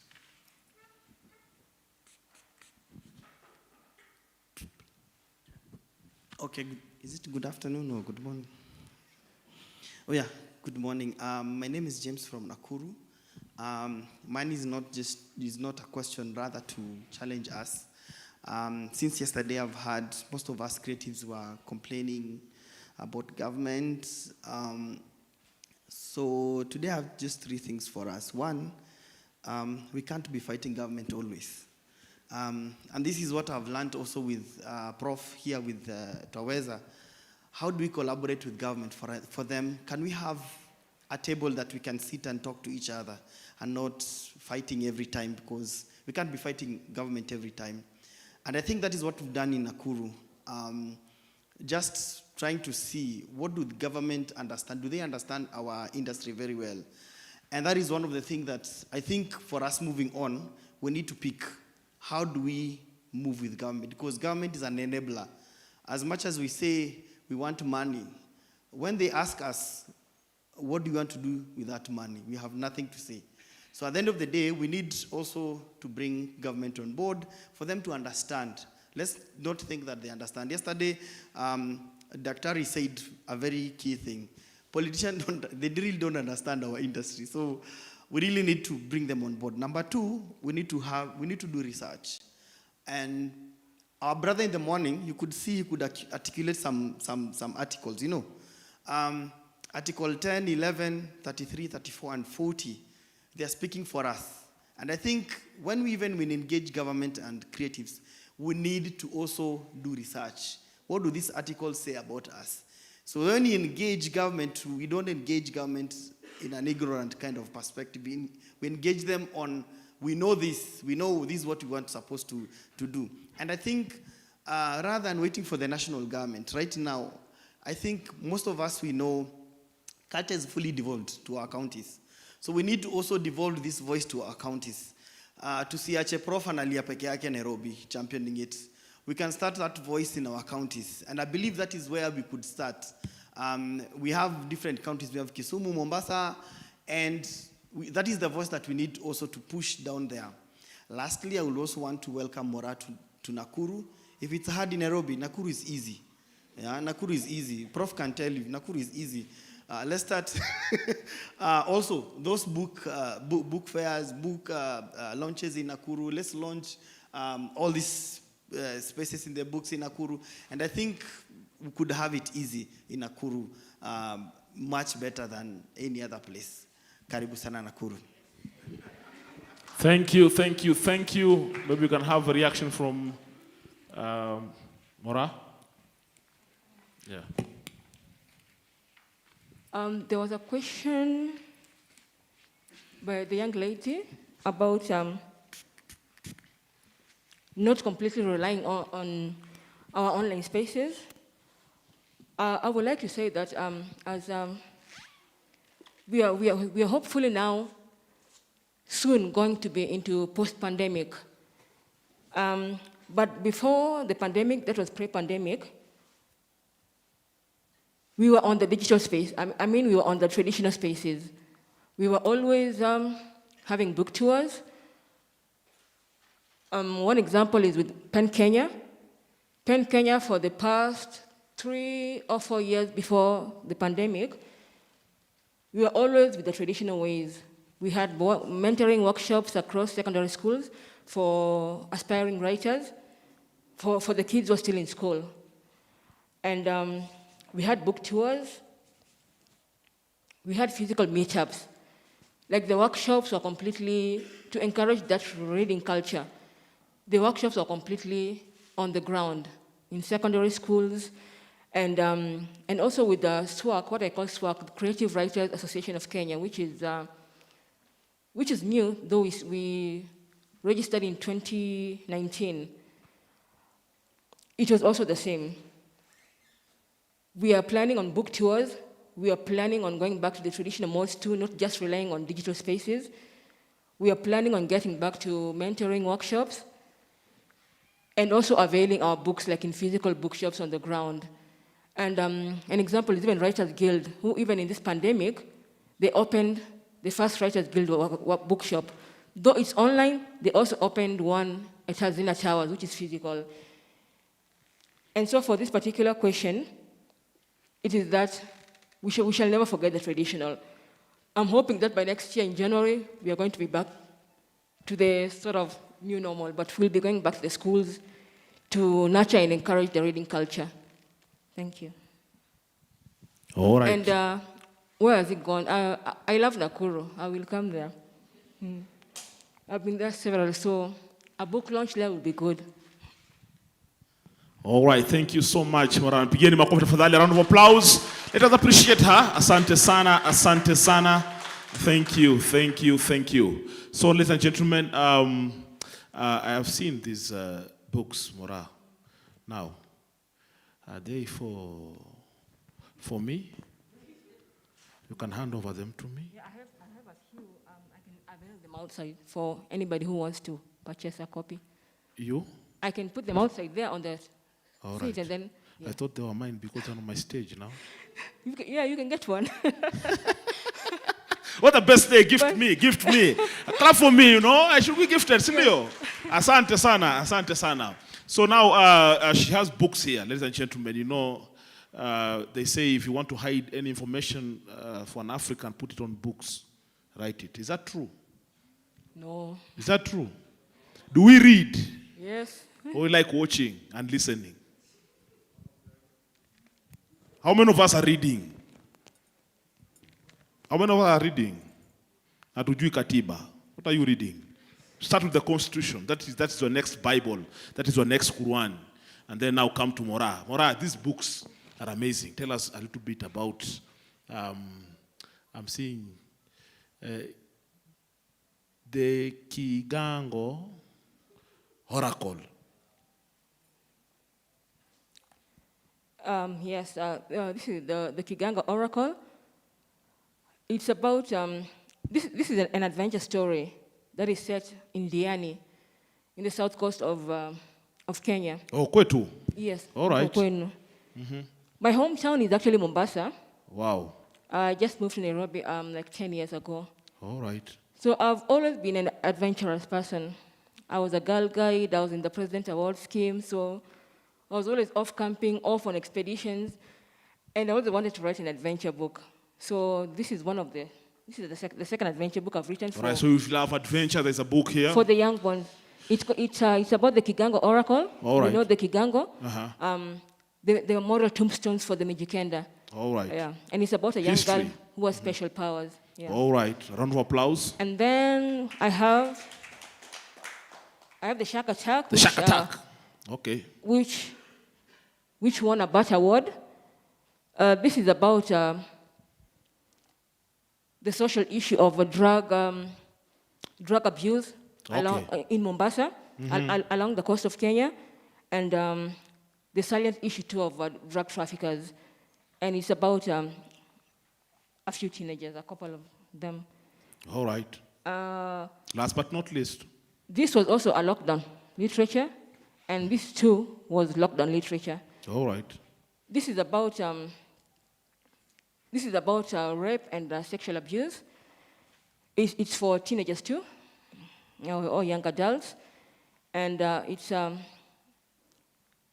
about an end-of-year schoolhouse party that goes wrong, and it also centers forced, child marriages, and it's related in realistic voices of teenagers. So this too was lockdown literature. Yeah. All right. Anything you have in store on democracy and human rights in Kenya? I have my second novel, which is not here today, focuses on human rights, but it's centered more so on the sides of women. All but right. Today I do not have it here. And also I'm working on, I'm currently working on one, I think it will be my third full-length novel. It's, that will be more of human rights because it centers the issues of enforced disappearances. All right. And so I'm hoping that will cover democracy and human rights. Aha. Yeah. Does it have a link on violent extremism? Not yet. I'm still writing it. All right. It was recently longlisted for the James Curry Prize for African Literature. All right. But it's a work in progress. Aha. Yeah. So now, to you, according to you, do you feel that women in this country are doing enough to liberate this nation against impunity? I believe that women at the grassroots are the ones who are really doing All right. most of the work at the grassroots.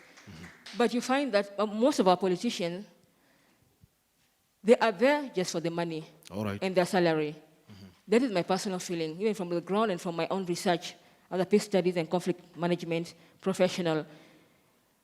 And I wish that the women at the grassroots would be given all the support and the funding they need, because they're the ones who know what is going on with our children and in our homes. They do the bulk of the work. Yes. Do you believe that art is impacting the desired change you want to see? I can say that yes. I say that our art is our tool. So this tool that we have been utilizing it. Almost all our books, like myself, all of my books, are more of a social, political writer. Even the books are heavier for children. There's always an issue about human rights. There's always an issue about changing the society. And so I believe that, yes, art can bring change to our society. 2022, what do you visualize for this country? What's your dream? Is it agonizing or reorganized? I think my vision was captured well by the three over here who, and her, and though she did a spoken word here, and the gentleman who came on after her. Bele, 3? Yes, that is where now we have to make that difference, and I'm very, very hopeful. Because our vote is our voice. And so it goes back to the young people. What is the vision that you have?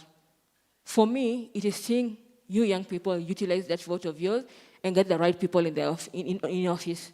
Yeah. Towards the history in this country, we have never seen something amazing happening. The voice of a woman on the top seat. Do you think that can happen in 2022? And why? That question is so pertinent that sometimes I remember we need to, I think it's also to do with the changing our mindsets. All right. We have women who can be the president of Kenya. All right. But it is all about changing our mindsets. I remember one day I got into a cab. It was in Kisii. I think it was in when was the last election before 2017. All right.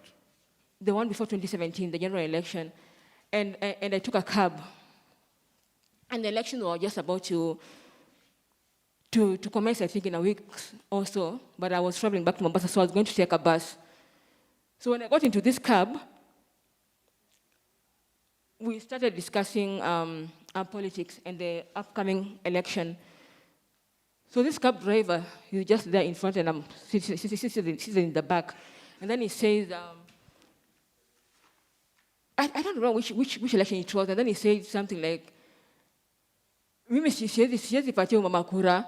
I think it was Ngilu, or was it Ngilu, I think, or somebody, one of the ladies. And she said, hata kikuwa president, mimi huyu mama siwezi patia mama kura. Ako na maono mazuri lakini kura siwezi kumpatia. So I questioned him. Huwezi kumpatia kura kivipi? It was really just shocking. He said, he was talking about her vision. He was talking about her vision, and he was talking about what needs to be accomplished in this country. And he's sitting here and he's telling me that huyu mama ako na maono mazuri lakini siwezi kumpatia kura yangu. So nikamuuliza kwa nini? And then he goes off on this long story about she's a woman. And he's not coherent about what it is that he's trying to tell me. And that is what I mean by mindset. Even trying to change that mindset, we have a big issue. It's a big problem. But slowly, mdogo mdogo, tutafikia tu hapo. We have not tried a woman in this country. Do you believe that can be a solution? It can be done. It can be a solution. It can be done. All right. Because, most of the time, women, they know what is going on in families. They know what our children need. They know uko mtaani ni nini inaendelea huko. But you find that even some of the fathers, we see, sorry to say this, but they're sort of even removed from their own children. But a woman, she can make a change. All right. Yeah. But just to get back to the taxi driver, I actually got off. I told him to drop me, and I just got off. Because we were not like seeing eye to eye, so akapoteza biashara. He was shocked. He just stood there looking at me. I just got off and told him. Ulishuka gari? Yeah. What an advocacy. Yeah. A round of applause, ladies and gentlemen. I just left. Najua matusi ilikufuata. Hata kama ukusikia hiyo matusi, wale walibaki kwa gari walisikia hiyo matusi, si ndio? Let's appreciate Mora, tumpigie makofi tafadhali. Thank you, Mora. It has been amazing having you at this stage. Maybe as you step down. Thank you. As you step down, a parting shot for the young aspiring writers here. You say these are influence of COVID and lockdown. Yes, 2. Ulikuwa umejifungia. Yes, these 2. Hakuna kutembea, ukawa umevaa mask. Ideas zikaanguka. Can you inspire these young writers here? Do you have writers in the house? Do you believe you are a writer? Hata kama unaandika ndoto. Raise your hand. Can you please inspire them? How I can inspire you is that that idea you have is worth sharing. Believe in yourself, believe in your writing. believe in the vision that you have, and don't let anybody compromise your vision. Get into a writer's group. As I said, there are many online. You definitely need a peer review, because you can write, but then someone else has to read that book. Someone else has to read what you're writing, not just, and I don't mean your dad or your mom or your sister, you know. Utakwambia ni nzuri, kopoa, blah, blah, and all that, but get into workers group, into writers group, get into even online mentorship, but believe in your vision, believe in your writing. Don't let anybody compromise your vision. Be authentic, have your own voice. Don't try and write like somebody else. And believe me, you are going to make it. All right, makofi tafadhali. Keep on clapping, keep on clapping. Please go for the books outside there. She'll be there with us. You got to get the books. Thank you, Mora. Asante. Ile yangu unaniachia tu hapa, kuna shida. Nafuta nipatie pesa namba ya M-Pesa, hakuna shida. Nikiguswa na roho nitatuma. Sawa sawa. Thank you so much, Mora. We can release you now. Begin makofi tafadhali. Keep on clapping for her. All right, ladies and gentlemen, just remind you that we are Activism Week, hashtag Activism Week. Tuko pale katika mtandao wa Twitter, tuko katika mtandao wa Toweza Communication Live and Direct. This event is brought to you by courtesy of Toweza Communications, the Partnership Forum Steve, and the amazing program Wajibu Wetu. As you can see behind me here, the amazing work done by artists. And just to remind you, we were very special each day. The first day on Tuesday, we were digging deeper into poetry as a tool for social change. The following day, that was yesterday, we were leveraging around music as a tool for social change. And today, we are doing visual arts. And behind me, we have a graffiti artist. In the afternoon, we are going to have a conversation with them on what they are displaying here, what they are installing, and why are they doing it? Where did they start? And what is the inspiration? Of course, there could be mechanical engineers, there could be MCs like me, there could be musicians or poets like Oeba, or Rumos Fasa, or my sister here, Belletri, but instead they chose to be graffiti artists. Why? So ladies and gentlemen, keep on tweeting, keep on tweeting. Just about now, ladies and gentlemen, just to close us our morning session before we go for lunch, I want to welcome on stage yet another great moderator that will be taking us through an amazing session on enhancing safer spaces for all in creative sector, tackling gender-based violence and invisibility of women. Of course, while we have a live graffiti installation. So enjoy, you can take your photos, double tap, post on Instagram, post on Twitter, post on Facebook. All right, ladies and gentlemen, put your hands together as we welcome on stage our next moderator, Madam Sylvia Matasi. Mpigieni makofi tafadhali, keep on clapping. Keep on clapping, yeah. Today is women, strength of women from one. That's why we need to have a women president. If you agree with me, I know kuna wale wanaume ambao ni washenzi, ni mahaters. Wanagandamiza wanawake wakati walizaliwa na wanawake. Sijui nini mbaya. We'll talk about this men later. Sylvia Matasi. Sylvia Matasi. Keep on clapping, ladies and gentlemen. Please, Sylvia, keep on clapping. Keep on clapping. Sylvia, take it away. The stage is yours. Good afternoon, everyone. How are you? My name is Sylvia Matasi. I am happy to be here. I think this is not my first time to be here. So, yeah, I want us to have a discussion. These lights are too bright, but I think you guys can see me. I can't see you very well, but hey. Okay. I know we've had a conversation when Mabea talked about cyberbullying and Prof talked about how we're going to make our creative spaces safer. I just want us to have this conversation, you and I. How do we make our creative spaces safer? Of course, there's a digital space, and there is also what we are doing right now.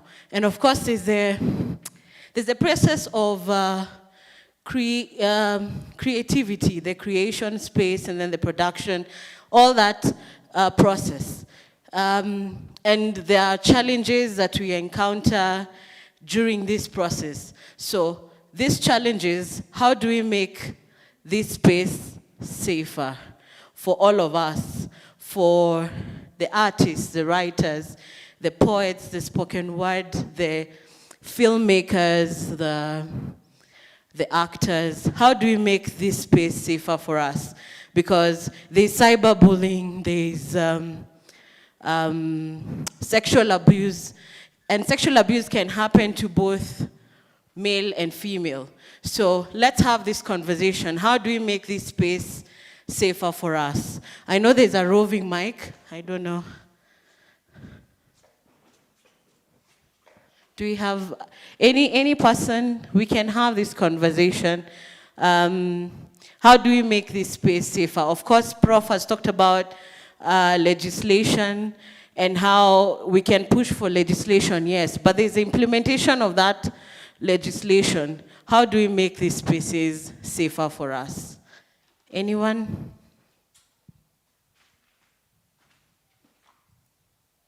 Yeah.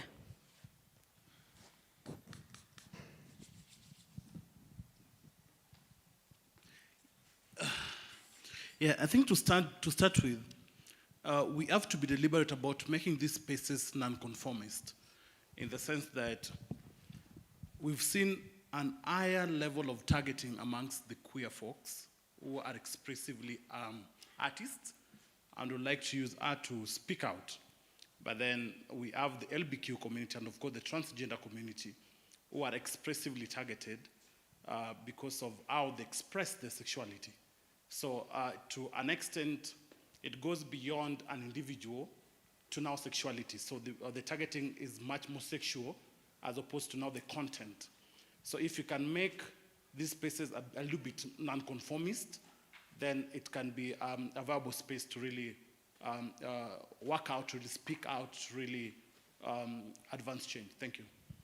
Yeah, that's a good one, because I know, especially the queer people, our society is hard on them, and we as the creatives, we actually enable it by actually not supporting them. So how do we create our spaces not to be conformist and just to be safe for all of us?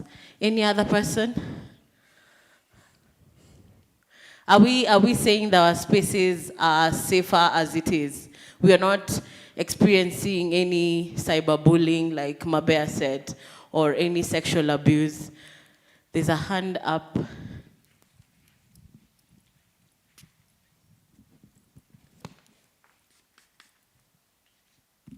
Hi, good afternoon, everyone. My name is Ian from Creative Spills. So I was hoping to also add on to this, specifically in regards to how the COVID pandemic has been used, as a way for the government also to be able to be a little heavy-handed when it comes to stamping any voices of dissent, especially during this time. So at the moment, if you want to do a protest or you want to do something small in the streets, they can just use that as an excuse. I'm saying as a victim also, we have a small space where we usually gather. During random times when, you're just there trying to share ideas, you are very socially distanced, but then they just send police to come and stop you, even if you have the permits. So I feel, a way that, especially with the young people, they are not being given an opportunity to be able to express themselves, talk about the things they are going through, the mental health issues they are going through as a result of the pandemic. And then there is no one to speak for them, especially other people who know a little more in terms of, the procedure you can be able to take in order to get help in case you are arrested or such a thing. So they end up just bribing so that they can go back home, and then the cycle continues. So it becomes very difficult for these people to be able to speak. I feel one of the ways that we could be able to do is figure out a way to have a very linear transition, especially the people who've come before. They have learned how to organize, they've learned how to express themselves. If they want to do a protest, they know what to do. If we can be able to figure out a way that we can teach the young people, teach them the tricks so that they can know, how they can be able to do this, then there's continuity when it comes to matters of expression and just getting people to be a little safer so that they can be able to agitate for some of these issues that we speak about every other time, especially when it comes to, like, say, art. The media is also complicit in one way or another because they don't let some of what we would call a little bit conscious work to air. But they'll be really excited about someone who's speaking about just some random things which are daily. So I feel this is an opportunity for us to be able to just bring out the warriors in us so that we can be a little more vocal out there and use, the creativity that we have, also unite. If we speak with one voice, then it becomes easier for us to be able to channel our frustrations. Thank you. Okay. I'd like to pick up a point that he said take for example, if you're having something you're doing and you're arrested by police officers, what's the escalation mechanism? Who do you report to? Who do you, do we have some sort of, or do we think about some sort of mechanism of, I know this group that if I tell them I have been arrested by cops because of 1, 2, 3, these people will show up for me. Do we have such a thing in our industry? Can we think about it? Let me give you an example. I belong to a biking community, and we have some sort of a biking group that if any of us falls down or if any of us get arrested by cops or harassed by cops at the CBD, we have a group, some sort of a committee that you report to and they show up. So we should think about such a thing for our industry, in that in case anyone in the creative industry, and I don't know if it's there, and if it's there, it's a good thing, and we need to popularize it, that in case anyone is arrested or goes or faces anything, you have a escalation method. You can call someone to help you, because I know of people, we have been arrested before and we're in prison or in the cells and no one shows up. You have to call family and all those things. Is there such a thing in our industry? Yes. The mic?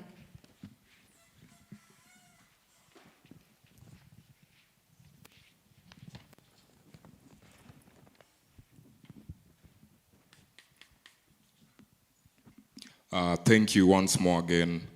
I happen to be a member of the Social Justice Center working group from Dandora. So what happens, it mostly comprises of community human rights defenders, grassroots human rights defenders. So what happens is, if you are arrested on clear circumstances, and it does happen that you are harassed by an officer, let's say, or you've been in the cells past more than the 24-hour law mandate as it should be, without being reported to without being taken to the court, rather. It does happen. So with us, people come, report cases, then we follow up. We also have free pro bono lawyers. So to my brother from the Creative Spills, yeah, there is, and it's slowly mushrooming or ballooning all over the country so far. So there's in Madara, in Dandora, in Kibera, in Kayole, in Githurai.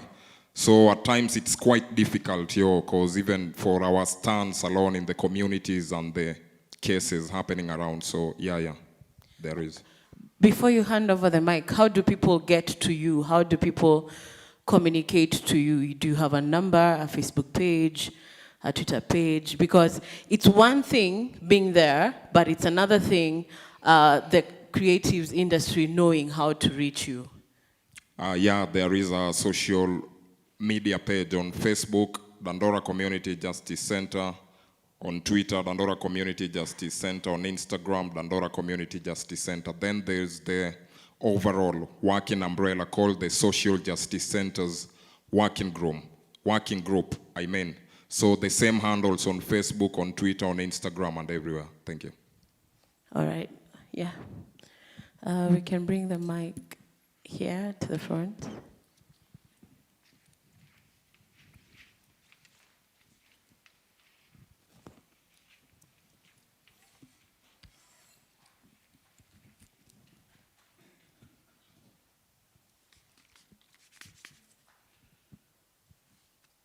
I just want to make a rejoinder on what my friend has talked about.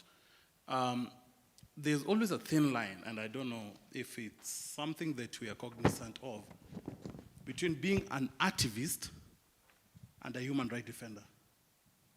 Not all activists are HRDs. Just like I can say, I respect the rights of women, but I'm not a feminist. So we also need to draw that line. And what Ian talked about is, most of us say that we are there, we are present, and we can always come out when you're called. There are some boardroom activists, and there are some street activists. And there's the aspect of power in numbers. So when called upon, most of the time we find that most of the activists will shy off because art in some form is nonviolent. And we know the confrontation that comes in between police and the protesters, because much more violent protest is always kind of characterized by police interference. And then, just to also bring our point home, is in Kisumu, we are piloting something known as the Activist Network. It's not only in Kisumu, it works in the larger Western Kenya, and we are piloting it in the Northern Rift as well.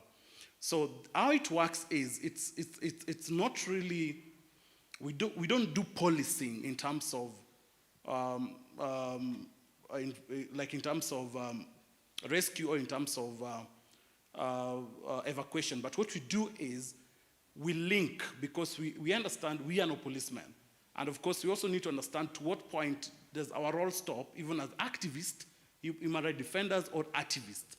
Because most of the time, we've been found to be doing the work of the police, even investigating cases, even trying to prosecute. And we've stormed courtrooms trying to push our agenda, which is a good thing, yes.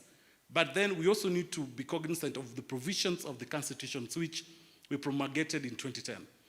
Lastly, when we are called upon in terms of just calling out, because we also run a campaign known as Name and Shame.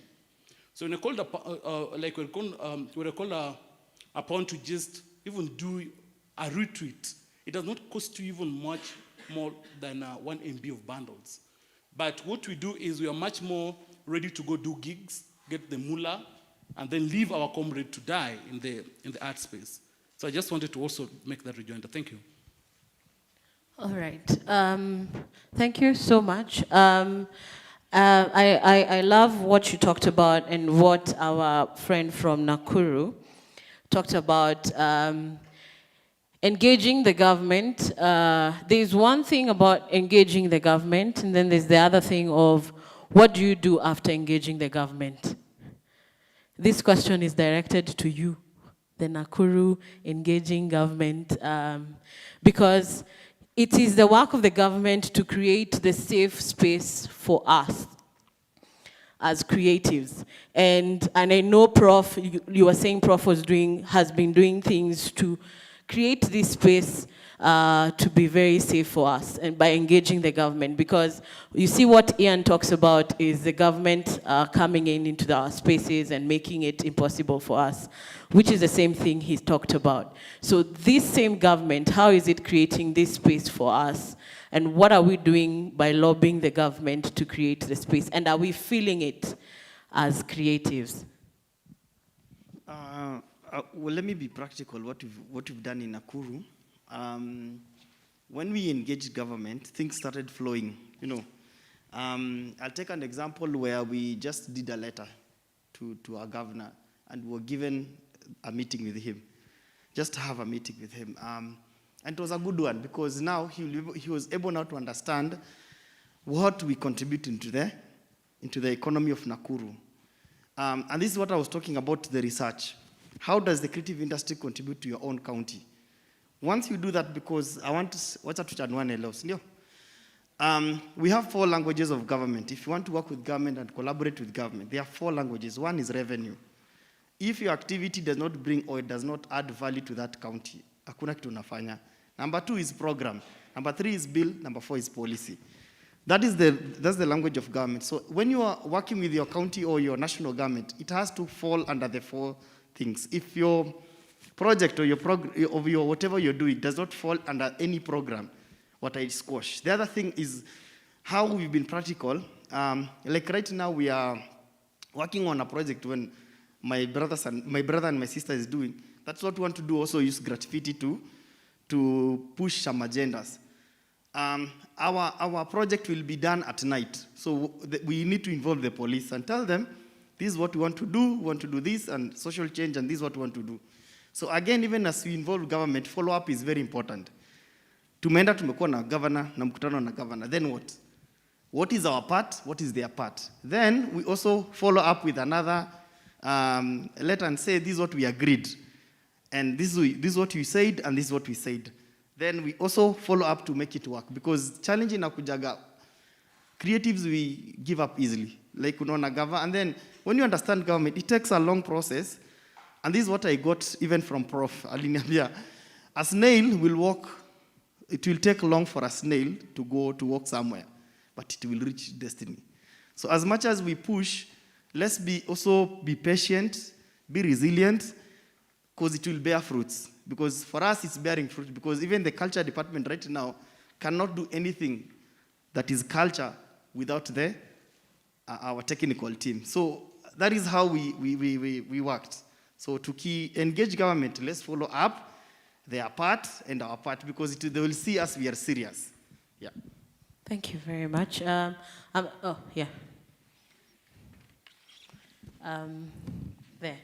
are two hands actually.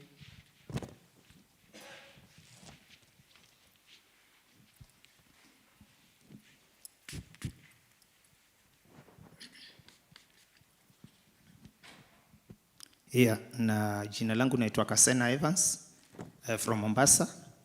Na najaribu contribute to the issue of engagement with the government. I think we need to be very honest and very serious, because we cannot engage with the government on the issues they feel is relevant for them. Hatuwezi sema tutafata serikali wakati kitu ina add value kwao. It's important they listen to us, but when it's adding value to our lives, hawasikizi. Na nafikiri sometimes kuna favors na kuna ile kuwa wewe umeenda, because we have different organizations working, engaging the government. And sometimes some of us, we either related to someone and we feel our work is being appreciated more than others who have also very serious issues. So mimi upande wa engagement na government, it's a good thing, but at the same time the government is taking advantage of their powers. Because something like youth policies, just ask the counties. Sisi vijana sote tunatoka counties. Naambie ni county gani ambayo imepitisha youth policies zao. Tuangalie the number of 47 counties ambazo zimepitisha youth policies. Very few. Kwa sababu mkienda kwa ground, mnaenda kwa mkutano, unaongea kuhusu research, wamejua these are the problems, they know they will pick that and help them to implement their programs. But when you tell them put this into a policy to support the young people, then even the signing of that policy becomes a problem. So for me, I think we still have a lot of work to do. Although we bring them on the table, some of MCAs are our friends.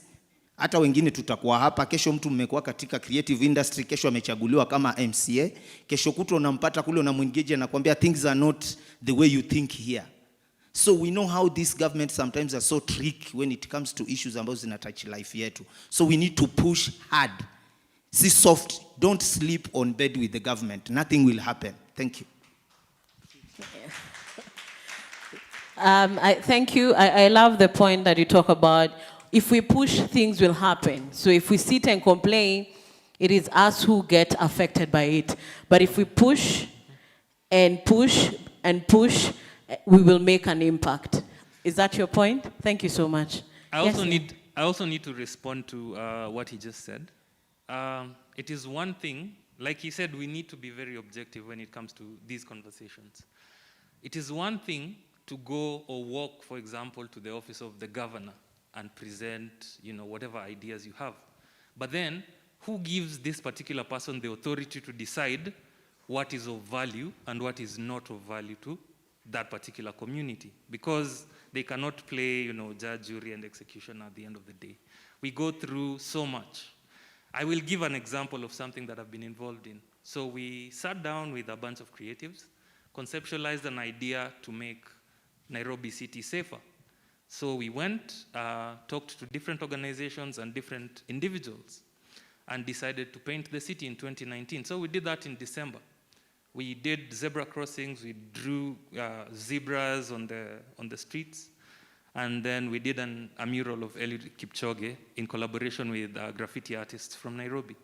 So that enabled, I don't know, we could say it's not attributory, we could say it's contributory from us for what NMS has been able to do in terms of creating non-motorized walkways and pedestrian crossings in the city. And it was just something that we passionately sat down and thought, well, in as much as we are artists, what are we doing with our art to be able to impact the society? So if you have someone sitting, you know, in the high castle, and they decide that this project is not of value, and then they stamp on it, how then do you find another person to take the same petition to and ask them to give you the authorization to do that? You see, so sometimes it pushes us to be very aggressive, and actually to go into the streets and do these things, even if we don't get the authorization, until people see the appreciation or appreciate what we are trying to do for society, because we live here. When kids get knocked down by vehicles, we are the ones who rush them to hospital and, you know, raise funds to get them treated. And someone in the health ministry is not doing their job, because these are things that are supposed to be taken care of. So that is my opinion. Okay, I saw your hand up. Did you want to respond?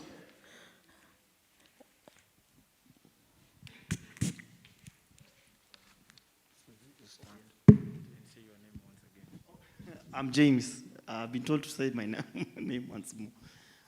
What I would say, because I've spoken about the 4 languages of government. I've just spoken to because what value, it's all about what the value that you're bringing to your county. The other thing I would say is, lobbying doesn't stop after whatever activity you've done. Reporting also is very important. After that event or that activity, how do you report back to the government? How do you say that, okay, this was successful, we appreciate for your contribution or your whatever that the government did? Sometimes we also need to have community trust. It's very important. Don't go alone. Have a community and say, we want to transform this community for the benefit of all of us. The other thing I also want to say is for us to understand, you have representation. How are you linked to your MCA? You know, because those are the people who are making policies and laws in county assemblies. How with your structure, whatever you're structured, or with the group that you represent, how well are you known with the MCAs? Because you see, even them, they can assist you, they can protect you. Yeah. If I don't know an MCA, how can I pass my agenda? So how don't you know your MCA? I mean, how don't you know your MCA? I mean, ati ujue MCA wako unaishi tu hivyo. I mean, because what you're talking about is more of a personal relationship with an MCA. No. As opposed to, what I'm this saying, is my MCA. Of course, I know the name of my MCA. Yeah. But before I get an audience with my MCA, yes, I'm a normal person. This is what I want to do, and I want to push an agenda. This MCA has never seen me. This is the first time this MCA is going. Let's remove the relations, let's remove the tunajuana, this is a normal person who has nothing. Because what you're talking about is, this is the government that is meant to, it is their job. We are not begging them. Yeah, true. They are meant to create this safe space for us. We are not begging them to do it. So we are telling you, this is your job, do your job, as opposed to, I know so and so, please help us. You get? Yeah. What I wanted to say is this. Remember when I said about understanding, like, what are you bringing on the table? Article 10 and 11 speaks very well what the government should do for us. Yes. So we are not going to beg, because when you tell them, when you get government, say, like, the Constitution, Article 11 says, government shall. What have you done? You see, like, when you bring them on the table and tell them, this is what you're supposed to do for us. You know, so that's what I'm telling you. It's not about and engaging, like, because I know them. We are talking, Sindi Constitution imesema, ufanye, na kwa nini haufanyi? So we need you as government to give us an enabling environment because it is written in the Constitution. So that is the engagement I was saying, like, not friendship, but that kind of an engagement with the government from a point of knowledge.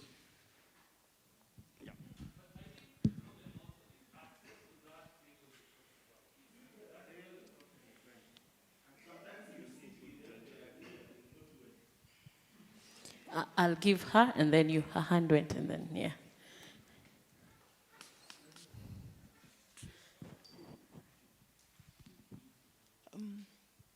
Good afternoon once more.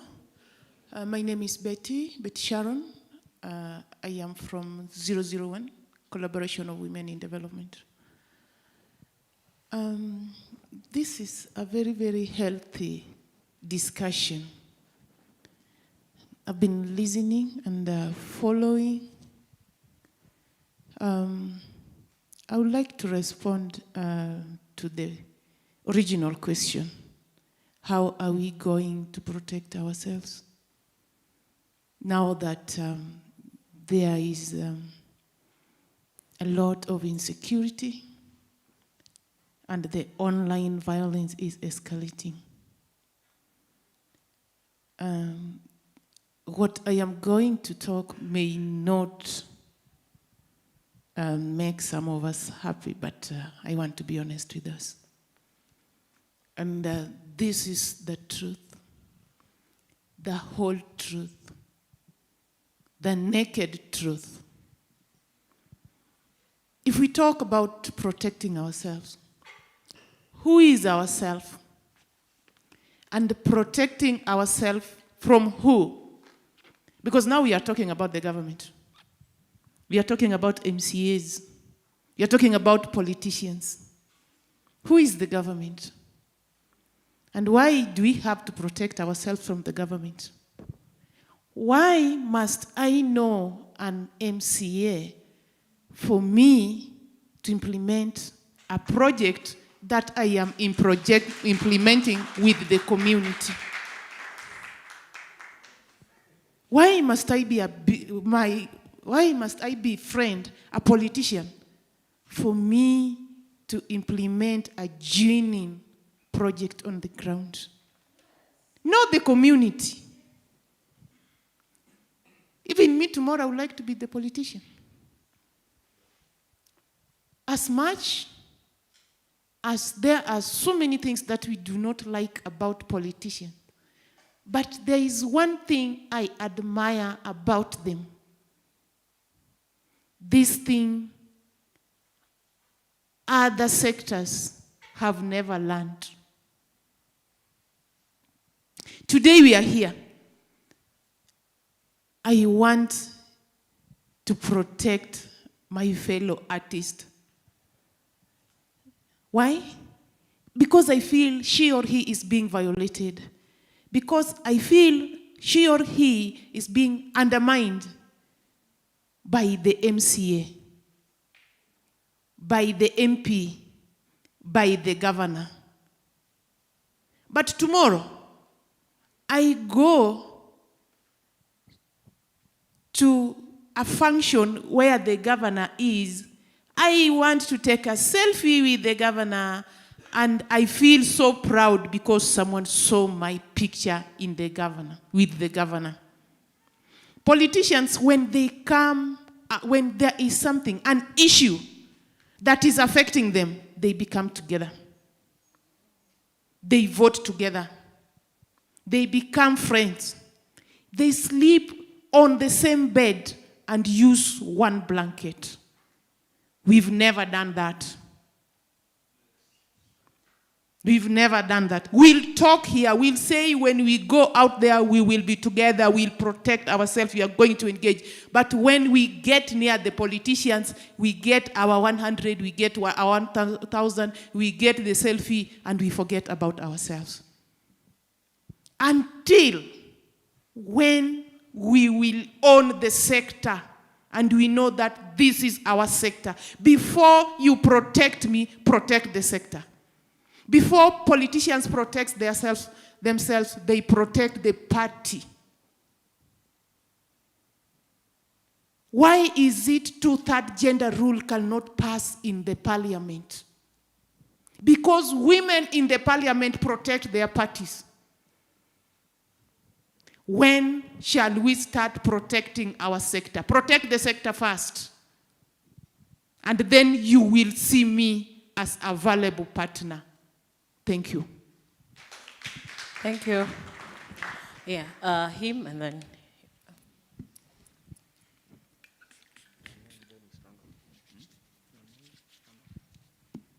It's okay. I think I'll sit. She's talked of Duncan Onyango from Kisumu. She's talked of protection, and I think the first thing I want to do is to protect my friend from Nakuru, because he's been hindered from expressing what he needed to express. And I think I'll finish that for you. I think let's embrace a fact. If we want to work with government, we want to push our agendas, we must embrace meaningful engagement with duty bearers. You will not chest thump and say it is in the Constitution that I'm supposed to get A, B, C, and D. That person is a human being. If pushed to the wall, he will respond. So we must meaningfully engage with government, sit down with them, identify champions. They might not be our friends, but identify champions within the county assemblies, within the county executives, so that when we want to push our agendas, either at policy level or legislative level, then we have champions to help us push that agenda. Thank you. Thank you so much. Of course, there's that bit of dialogue which we have not refuted, and what he said earlier about pushing the government, but there is also an aspect of the government of we won't do, even if we know you're meant to do. So let's, as much as yes, we are embracing dialogue, and I love what Prof talked about legislation, we are more protected if we have it on legislation to protect us, okay? And if government doesn't comply, we go to court and force government to comply. Because at the end of the day, yes, we will do dialogue, but for how long? We have a county like Nakuru that is playing ball, then come to Nairobi, where everyone, there's NMS, and then there's the other bit, and then there's, you know. And of course, you're pushing that agenda, but let's not forget that, let's not talk for so long and forget that it is our right to be protected. Yes, sorry, there was a hand here, and then yours. Saseni. Mimi naitwa Winnie kutoka Mathare, natoka Mathare Social Justice Center. So tukiongea mambo ya story na gava, sisi kwanza watu tunatoka huko hizo side za huko Mathare, huko Dandora, sisi kama HRD senye tunatoka kuji-express, most of the people wanasemanga tunawaharibia, si ndio? But wajaiona impact yenye, ama wajaiona mbona sisi tunakimbilia, labda tunaenda demonstrations ama nini. Kitu ya kwanza, sisi mayouth tumechoka na story venye gava inajiconduct. Hakuna vitu wanafanya zinatufurahisha. Gava walikuja kaona kazi mtaani, mayouth wakipata 5,000 itawasustain. But in real sense, unapata pia, hiyo 5,000 pia unafanya kazi na bado mnakuja kubembelezana na gava wawalipe. Unaona? Alafu kitu ingine nikiongea na mse wa Nakuru, alikuwa anadai ati agreement na gava. Si most of the time tunatukangadi kwenda demonstrations zetu zinakuanga very peaceful, but unapata hadi kupata tu hiyo permission juu according to the constitution tuko na right ya kuandamana, si ndio? Na gava inafaa itupe protection.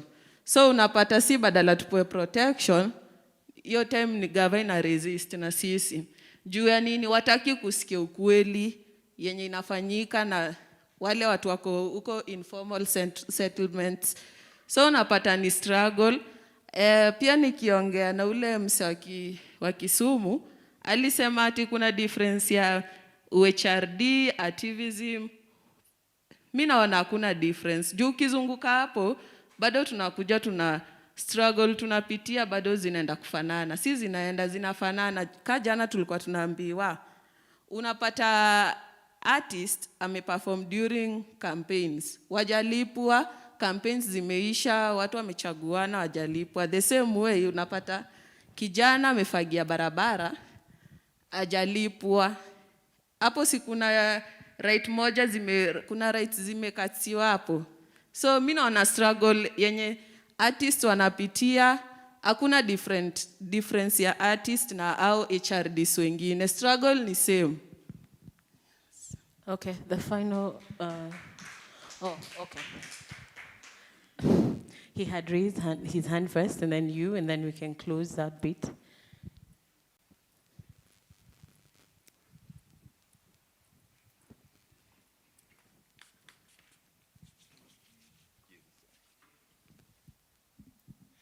Thank you once more again, and just to be very precise, you find as a human being, your integrity has to be very defined. So into the context of the matter right about now, it's not about being a lady, a man, a gentleman. We are all human beings first. So at that point means even a doctor is a human rights defender, a journalist is, a police is, not being an artist or a human rights defender. Because you can't solve a problem using a problem. You identify the problem, you consult, you research, then you implement what you want to do.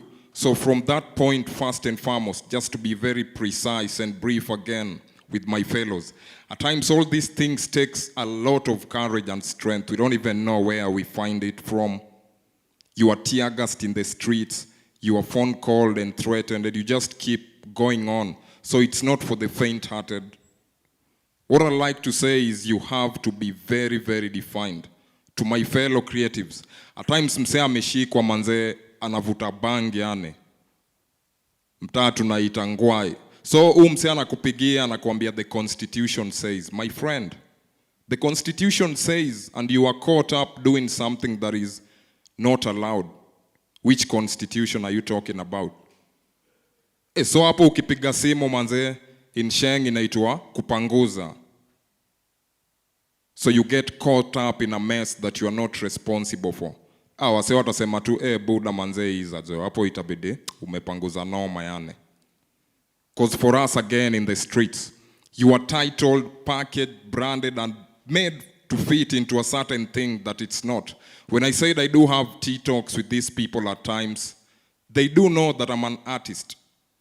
But again, if my integrity is not super defined as a human being, just as I said, it's not a matter of being an activist, a human rights defender. No, we are all human beings. So if we take these things again, because unaweza shikwa anyway, and you decide to sit down on the floor, it's very simple, applicable that way. Ukatai tu ukae chini manze. Hii ni noma ya president, unapelekea MCA, noma MCA unataka kupelekea MP. You have to understand your environment first. Si noma MCA unapeleka huko. Hizi vitu ni simple. Kuna wazee mtaa, nyumba 10 initiatives, kuna youth groups. Watu pia wanangoja someone to like ignite the fire. It's like a burning sulfur.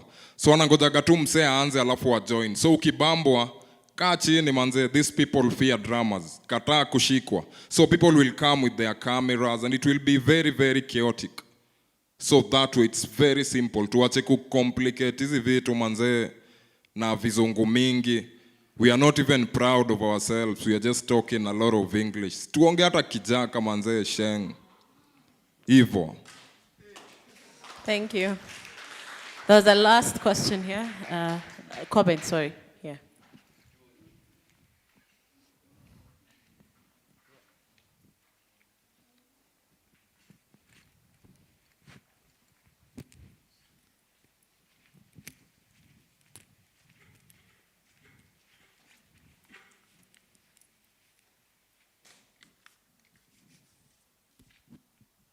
Hello. Habari zenu? My name is Dennis. I live in Kiambu County. Tume blame serikali sana, si ndio? But here we still are. what I'm trying to say ni, are we trying to project what we cannot do on ourselves to the people that are still like us elsewhere? Let's call this for what it is. Hata saizi, we have seen an outburst in online content. And the talk was, how can we make the platform safe for artists? I don't know whether all of you have or some of you have seen content nowadays, and it's more violence-based. Relationships, things we are not addressing. We are here blaming the government on the big stuff, yet hizi vitu kidogo zinaendelea kuhappen. People are dying out of petty stuff. For instance, ukiangalia, let's say campus relationships, that's where 90% of violence is happening. There's a lot of channels on people calling it loyalty test. So someone calls you, hi. So I'm here with your girlfriend. Who's your girlfriend? What's the name? And then we are there, pale online, we are cheering the violence. Hey, uliona venye alimpiga kofi. And yet tuko hapa tunasema, hey manzea, me, I'm an activist for human rights. The other day I'm traveling, I'm in a bus, I'm headed to Saidi Embakasi. And then this queer couple, they come in, wameshikana, wametulia. What do people do? Everyone starts attacking them. Mbona mnashikana? Wewe toka ukae huko mbele. I mean, is the problem with us or the problem is with the government? It feels like we are entitled to something that we cannot give ourselves. As artists, what if we make our platform better, as good as the government will want now to invest in us, juu wameona, wow, this thing is already working and they don't even need us. I mean, I think that would be a solution, but I'm not saying it is. I just think if the initiative comes from us rather than blame people, it would do more good than all the English we're talking, than all the blame game we are spitting around, because tutablamiana hadi tukufe, and time is not waiting for anyone, right? Yes, thank you very much. Okay, thank you so much. I'll conclude by saying what Prof and so many of us said, and what our MC keeps on saying. We either identify the people in leadership that we can align our agenda with, or ourselves. Let's take up these positions. Let's push our agenda in those parliaments, counties, and everything. Then our voices will be heard. Now, I want to conclude by this. I am seeing so many ladies here. One thing about us, and I want us to have a conversation with the ladies here, is in the creative industry, we are not being seen, we are not being heard, we are not being felt. What is the issue? Let's have this conversation for a very short period, 5 minutes. And I will start with you because I heard your poetry in the morning and spoken word in the morning, and it was really good. What are we facing as women in the creative industry that is suppressing us down and we are not being heard? You know, when I want to talk about the top poets in this country, how many women are in number 1 to 10? You know, let's have this conversation. What is suppressing us? What challenges are we going through? And how can we navigate it? Saseni. Naitwa Benetri, the poet. Okay, kitu ya kwanza, sisi kama Kenyans, most tunapenda hizi vitu za ujinga na ushenzi ndizo most zina trend Kenya. Because actually ukiongea kitu ina make sense kwa mtu, obvious kitu ya kwanza watu watakudis online. Lakini ukiongea hizi vitu za ujinga, obvious kila mtu anakufollow up and kuona like what next after this video. Lakini ukiongea kitu ina make sense, I think hiyo ndio kitu ya kwanza inatuangusha sisi ladies, unaona. Alafu tena I think in terms of sisi Kenya general, niko kitu yenye tunataka kuona, unaona. Cause mtu akifanya kitu yenye ina make sense inakuwa turn down. So ukifanya kitu yenye make sense, kila mtu wako hapo anakuchia hapo. I think hiyo ndio inatuangusha sana. Yeah, so plus tena women kama madem hivi inafika place hatutambuliki. Cause unafanya kitu mtu wako like huyu ni msichana ama ni kijana, so like wanakujudge maybe by appearance, wanasema you're not capable. Yeah, mimi naweza sema tu hivyo. Okay, thank you. Any other lady? Yes. And the men, I want you to tell me as well. I want you to tell me, what are you doing to your sisters, your relatives, your cousins? What are you doing to enable women to come up? Because our industry, our creative space is dominated by men, and yet women like her have very good spoken word poetry. We have good things going on. How do we get to the top? And what is pressing us down? Yeah. Saseni tena.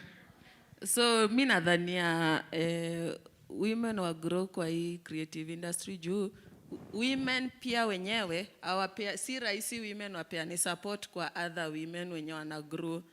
Juu unaweza pata kuna ngoma inaweza tokea tuseme ya Winnie. Ngoma itoke ni ngoma tu ina make sense, iko na lyrics zake mzuri, but kuna ile mwenye atatokea, kuna boy atatokea na gengeton, atapata likes within an hour, likes atapata na yako ulieka jana, itakuwa different. Na unapata likes mingi zinatokeanga kwa women. Women do, yeah, we are the majority. Mostly sisi ndo tuko kwa engaged kwa social media.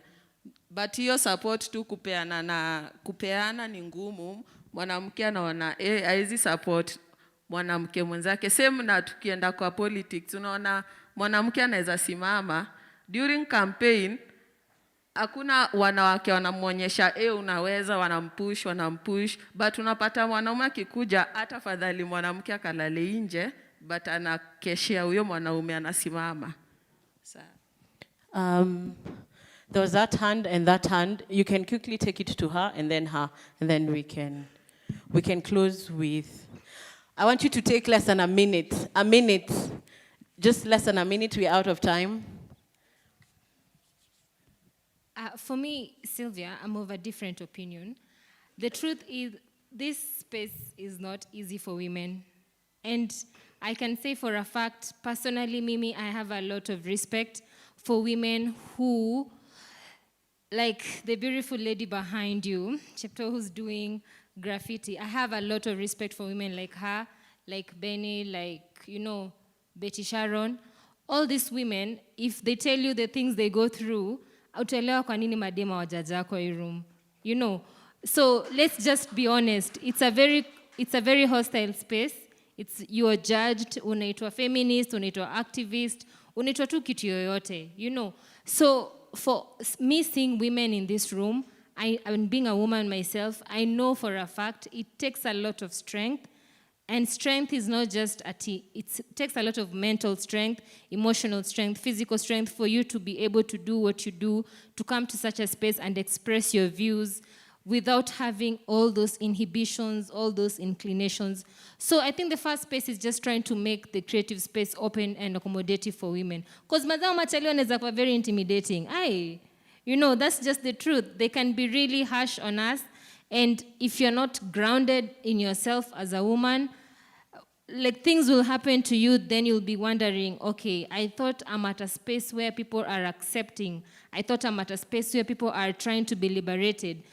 The truth is the creative space can also be a place of oppression, and we also need to have such conversations. Kuna mademu wenye wamekuja kwa hizi spaces with very good ideas, but they had to leave. Why? Because of the things that they went through. And these are realities that we have to address. If you ask someone like Ian, atakwambia very well, like the things that, so for me, like, let's just be honest.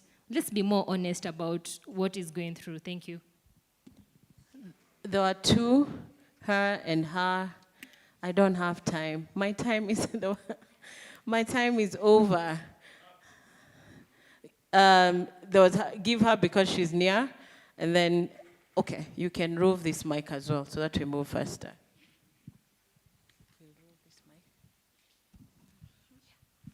Good afternoon again. My name is Miss Nina.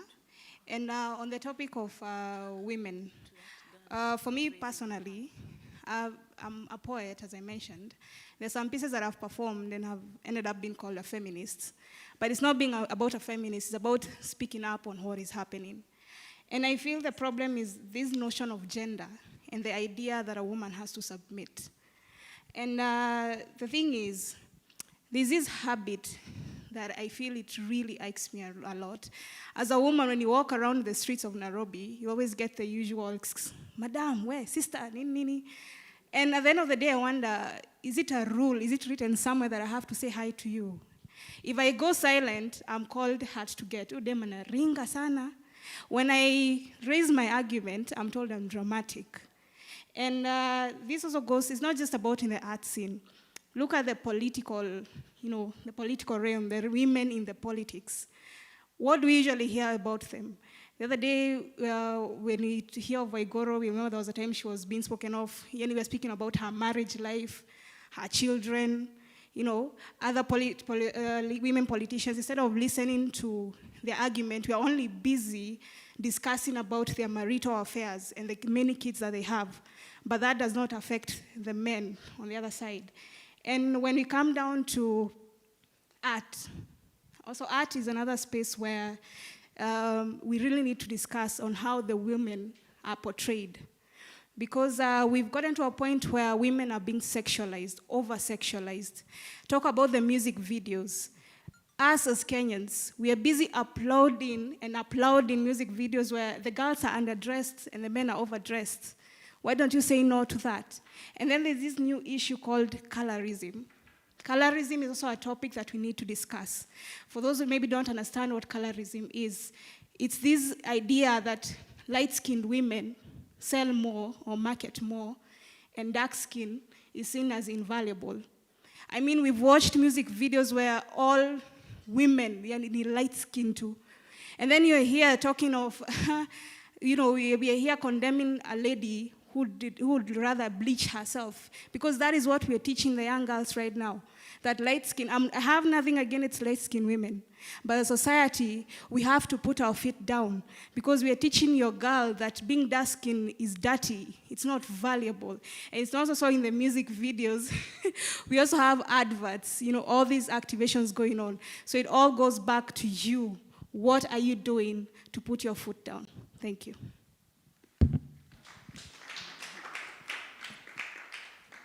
Okay, good afternoon. Speaking as a woman, I'll just say that women are the most strongest people I know from what I have met. But what we lack is just support, because if you look at women, if you will have someone giving you an opportunity, it will not be a fellow man. It will be a woman. It will be a man, not a woman. Because I don't understand why we don't give our own self support. Like, why do I have someone else realizing my potential when people I move around with don't see it? Like, you can have 5 friends, ladies, you walk with them every day, but you will meet someone on a day and he'll tell you, I've seen potential. And the people you've been with, they don't see. Also, in the arts, when including a woman, I don't know why they see it like the last option. They'll watatafuta kwanza ma boys, and then they'll say, haya, hakuna dem. So, utatafutwa juu, inafaa uonekane hapo, kuna gender equality. But wangepewa hiyo chance, hawange kupea hiyo opportunity. And then the last thing, there's a day I went to Mathare, and I met a guy. Na akaniuliza, madem natakanga nini? Cause alikuwa na hii project ya ana fund madem, awaonyesha about photography, anawapea hiyo nini, but msee akifika katikati, anawacha. So, inakuwa like, madem hata wakipewa opportunity, huanga hawaitake vizuri. Anasema, hii chance ningepea boy, angeenda nayo through. So, I think at some point, pia ni sisi madem, inafaa kuwe serious, ndio hata msee asione ni kama akikupea hiyo opportunity, ni chance anakupea. Ama ukienda mbele wase, msee anakuwa surprise taya, we ni dem, unaweza fanya hivi, wacha ikue, kenye huyu msee atafanya, pia wewe utaifanya fiti. Yeah.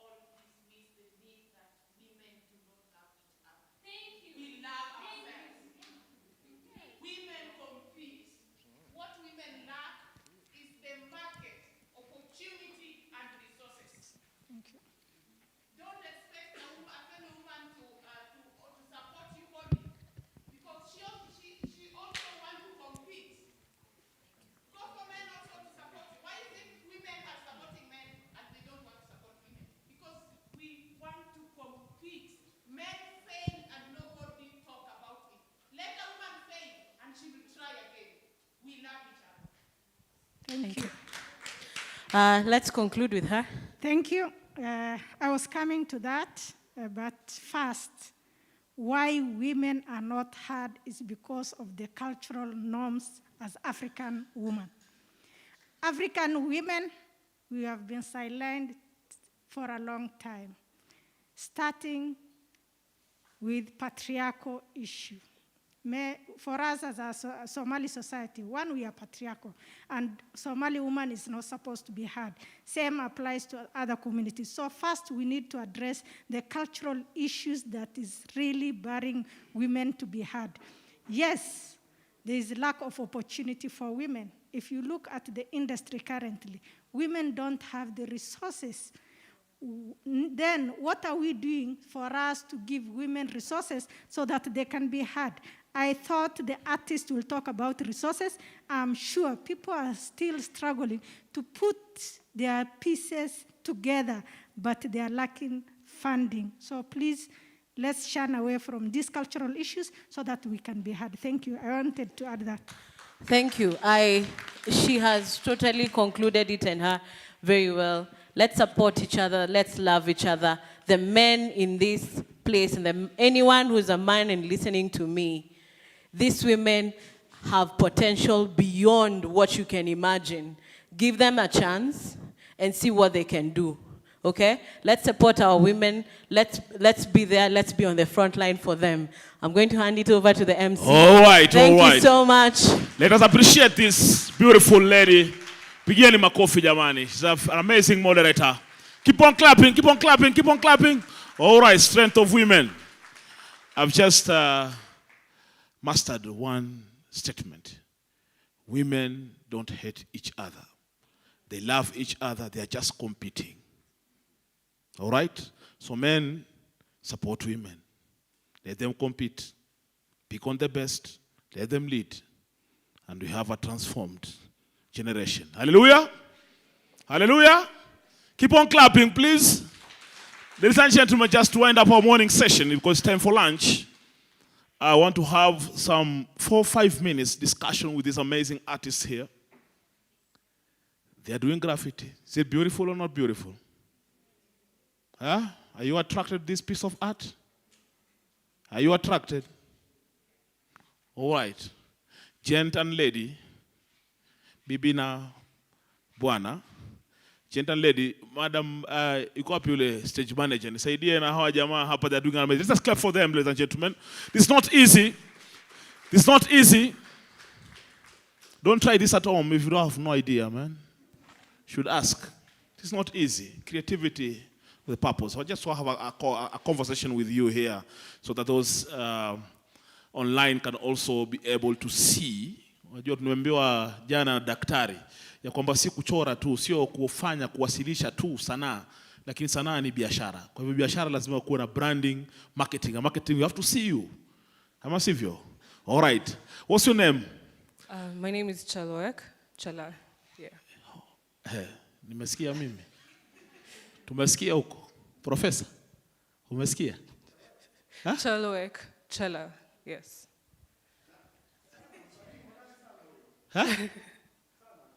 Hodari ni hodari namuona. Lakini sijasikia amesema nini.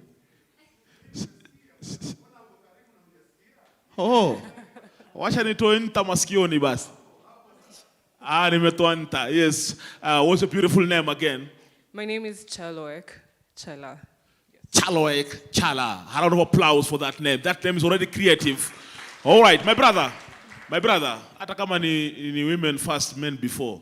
Hiyo kujificha sana huko si fresh. Give another microphone. There's another microphone here. You can grab this microphone here.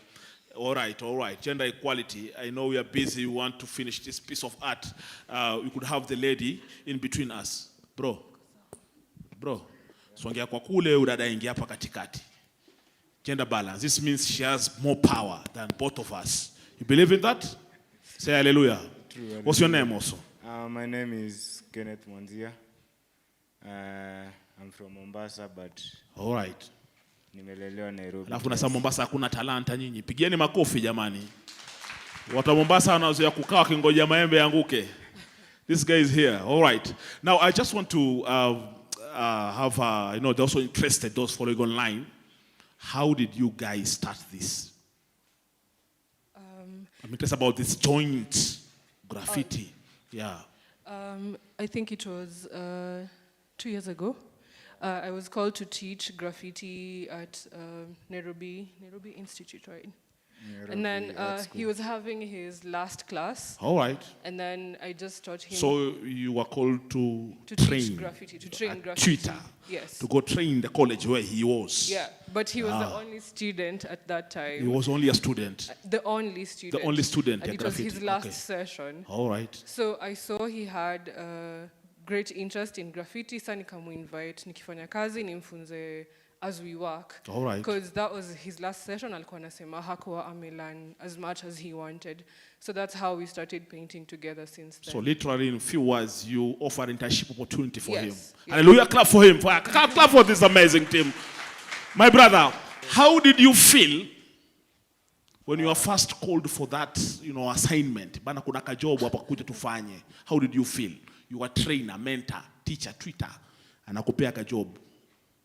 For the very first time, obviously nilikuwa na kale ka uoga. All right.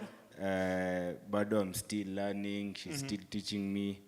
So nilijipreserve tu na nikataa ku learn more. All right. All right. Men always have ego. We always have ego. All right. So with you, ilibidi? Ilibidi nimenyenyekea kwanza. Kaigo kalienda. Ukafocus na ujuzi. How has it been? What made you become sustainable in working with the lady? Want to hear from you.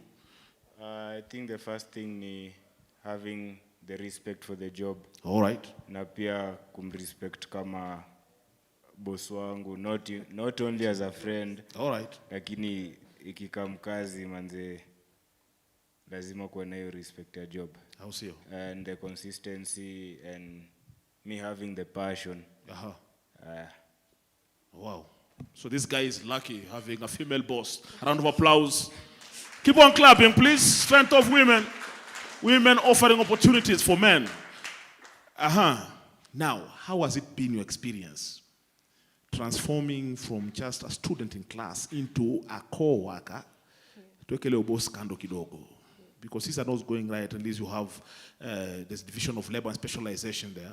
There's a bit he's doing, the bit you're doing now. How has that transformation been like? Nazasema it has been easy because kuwork na mtu consistently, he kind of knows your style. Sota kuna jobs I can send him without me being there because I trust he can achieve what I wanted. So anaendanga peke yake singine? Yeah. Bila wewe? Yes. And you feel comfortable? Yes. Ama unakuanga na simu kila time, niaje kunaendeleaje? Hebu nipigie picha hapo nione. Namwambia nitumie picha akimaliza. Akimaliza. Yeah, so I can just change kitu kidogo. Yeah. Do you feel that? Yeah. There's a confidence built in between the tutor and the student. And now the student can go out, the tutor is seated. A round of applause, ladies and gentlemen. And now moving back to your piece of art today. All right, I don't know if the camera people can see this. I can see from this my right side. It's your right side too. Yeah. All right. What are you installing here, or what have you installed here? For me, democracy is freedom. All so right. That's why I wrote the word free. So you're free to create, free to speak, and free to be yourself. And then I love drawing women, and I believe women deserve to be heard also. So she is speaking about expressing herself, and yeah, just celebrating that she's free to do that is important. Yeah. I'm picking something here. Interesting. You love and embrace democracy. Yes. All right. But you love drawing women. Why not men? Because in art, there's art styles, and my style, I'm known for drawing women and empowering women. So this is just me being myself here. All right, but if you get an opportunity, you can draw men also. Yes, I have, and I have drawn some. So you can draw me? Yes. All right. How much? Name the cost. Ingia kwa DM. There's so many other people who want to know the cost. You know, we are doing marketing already. You don't know? Name the cost here. For mural, it actually depends on what I'm drawing, the details of what I'm doing, and the size, and also the nature of the surface I'm working on. Because if you're working on a mabati surface, it's different from like boards or walls. So it actually depends on what someone wants. Yeah, so you have to say what you want, and I tell you the price. So you're affordable? Yes, very. Okay. Back to this. Why this ballot box? What is this? Yes, no? I don't know if it's a ballot box. That's my translation. I don't know. Please translate for us. It's not a ballot box. It's like a die, like the game dice that you use. So it has yes, no sides. So it's like the choice is in your hands. You cast the die and make a choice. All right. Yes. And whose message is this specifically? The category? Is it young people, women? Everyone. Old, elderly? Everyone has a choice because democracy is for everyone. It's not for the young, for the old. It's for everyone. Yeah. Yeah. Do you have faith in democracy in this country? Yes, I believe the truth always wins eventually, and if we come together, we can achieve the unachievable. Is there any sign of hope? For sure, yes. Where? Because people are speaking out online, people are being free to be themselves more and more. So there's hope. Are people back at home appreciating what you're doing? Ama wazee wanasema umepoteza dira. Huyu ni yule ambaye amelaaniwa, amekosa mwelekeo. Wenzake wako wanachokora maengineer, wengine ni madaktari. Wewe unakuja kushika chokaa na kalamu na rangi, unajichafua kila saa, unanunua nguo mpya. What is the reaction at home? Are they appreciating what you do? Yeah, and I think the most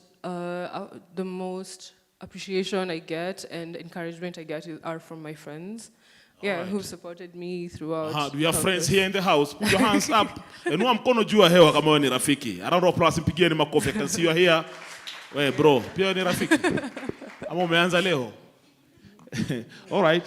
So I can say sometimes my friend encouraged me a lot to keep doing what I'm doing and keep expressing myself. Yeah. Yes. Apart from apart from him, do you have any other peers you're mentoring? Yes, I have. A club or a. I have many guys I call. Like I usually call them for work, so I just don't tell them. I don't teach them theory. I call them for work, and then they can earn from this. So for like the very big jobs, I have other students that I call in to help out as they learn and they earn at the same time. This is the best teacher. I should come for your classes. Wherever I come, I have to get something in my pocket, you know. It's not just learning for free. Yeah. Because I want to show them you can actually make money from this. All right. Yeah. Let us go to that portrait there. Go deeper. She's an African woman embracing her culture, embracing maybe herself. you could stand in a position where the guys online could also see and see your expression when you are, you know. Yeah. Yes, please proceed. So she's an African woman and embracing her cultural aspect. That's why I did like the tribal prints and the head wrap. So she is fully accepting of herself and fully aware that she has the rights and this is her space to take. Yeah. So it's just encouraging everyone to be yourself and take up your space. I'm curious. Why did you choose long hair? Akili ni nywele, kila mtu ana zake. Why not dreadlocks? Why are you clapping? You are fired. I see. Why did you choose lipstick?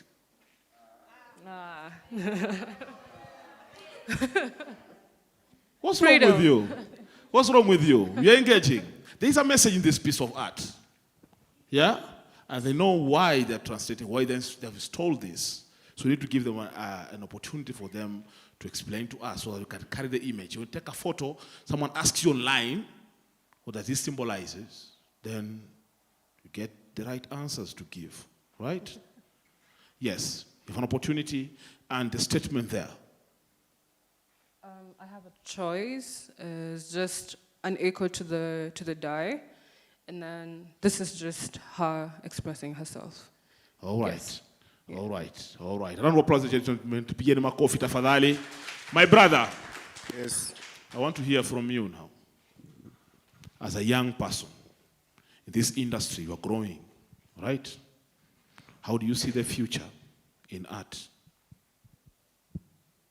It's still bright. You still? Bright.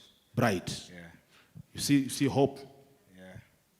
Yeah? Yes. Is it sustainable? Are you getting enough money? It is. Is it an option? Alternative option? I Vis-a-vis the think- 5 million jobs? I think the part of your option, it depends na wewe mwenyewe. All right. So if you have the passion, it's your dream, whatever cost it come, utaenda tu nayo. All right. Yeah. What is your message for the young people that say we cannot have women on the front, we cannot learn from women? My message is sometimes wanaume inabidi tumeweka ego kidogo kando. All right. You take the positive thing about the women yenye wanatufundisha. All right. So if you have the opportunity, wechukua, run with it. And if you have a dream, you keep on sleeping. The dream will come true. All right. You have a dream, keep on sleeping, dream will come true. It will come true. Unless you sleep. There's a question coming here, how? Unless you sleep, lazima utapata dream. So you have to sleep for you to dream? Yes. All right. And last but not least, I had asked a question here in the morning. I think it was my brother KG's. There's something that has never happened in this country. We have all the problems, impunity. They're stealing for us. We've always had male presidents and vice presidents. We've never had a female president in this country. With your experience having her as your trainer, mentor, your boss, do you believe women can change this country, can be the leadership we want to see? I have a female president in this country. In capital letters, yes. Hallelujah. A round of applause, ladies and gentlemen. A round of applause. Positive spirit, ladies and gentlemen. Tuwapigieni makofi sana. Because of time, I wish to stop there. Keep on doing what you do. All right. Now, we are here. It's time for saying thank you to our stomachs because it's time for lunch. Ladies and gentlemen, you have 45 minutes. You just walk out of this amazing platform. You'll find people waiting for you ready with very good containers, very delicious meals. Hallelujah. Clap for yourselves, ladies and gentlemen, as we go out for lunch. See you in the afternoon. I've been your host, MC001, MC Songora. Asante sana. DJ, some soft music for us.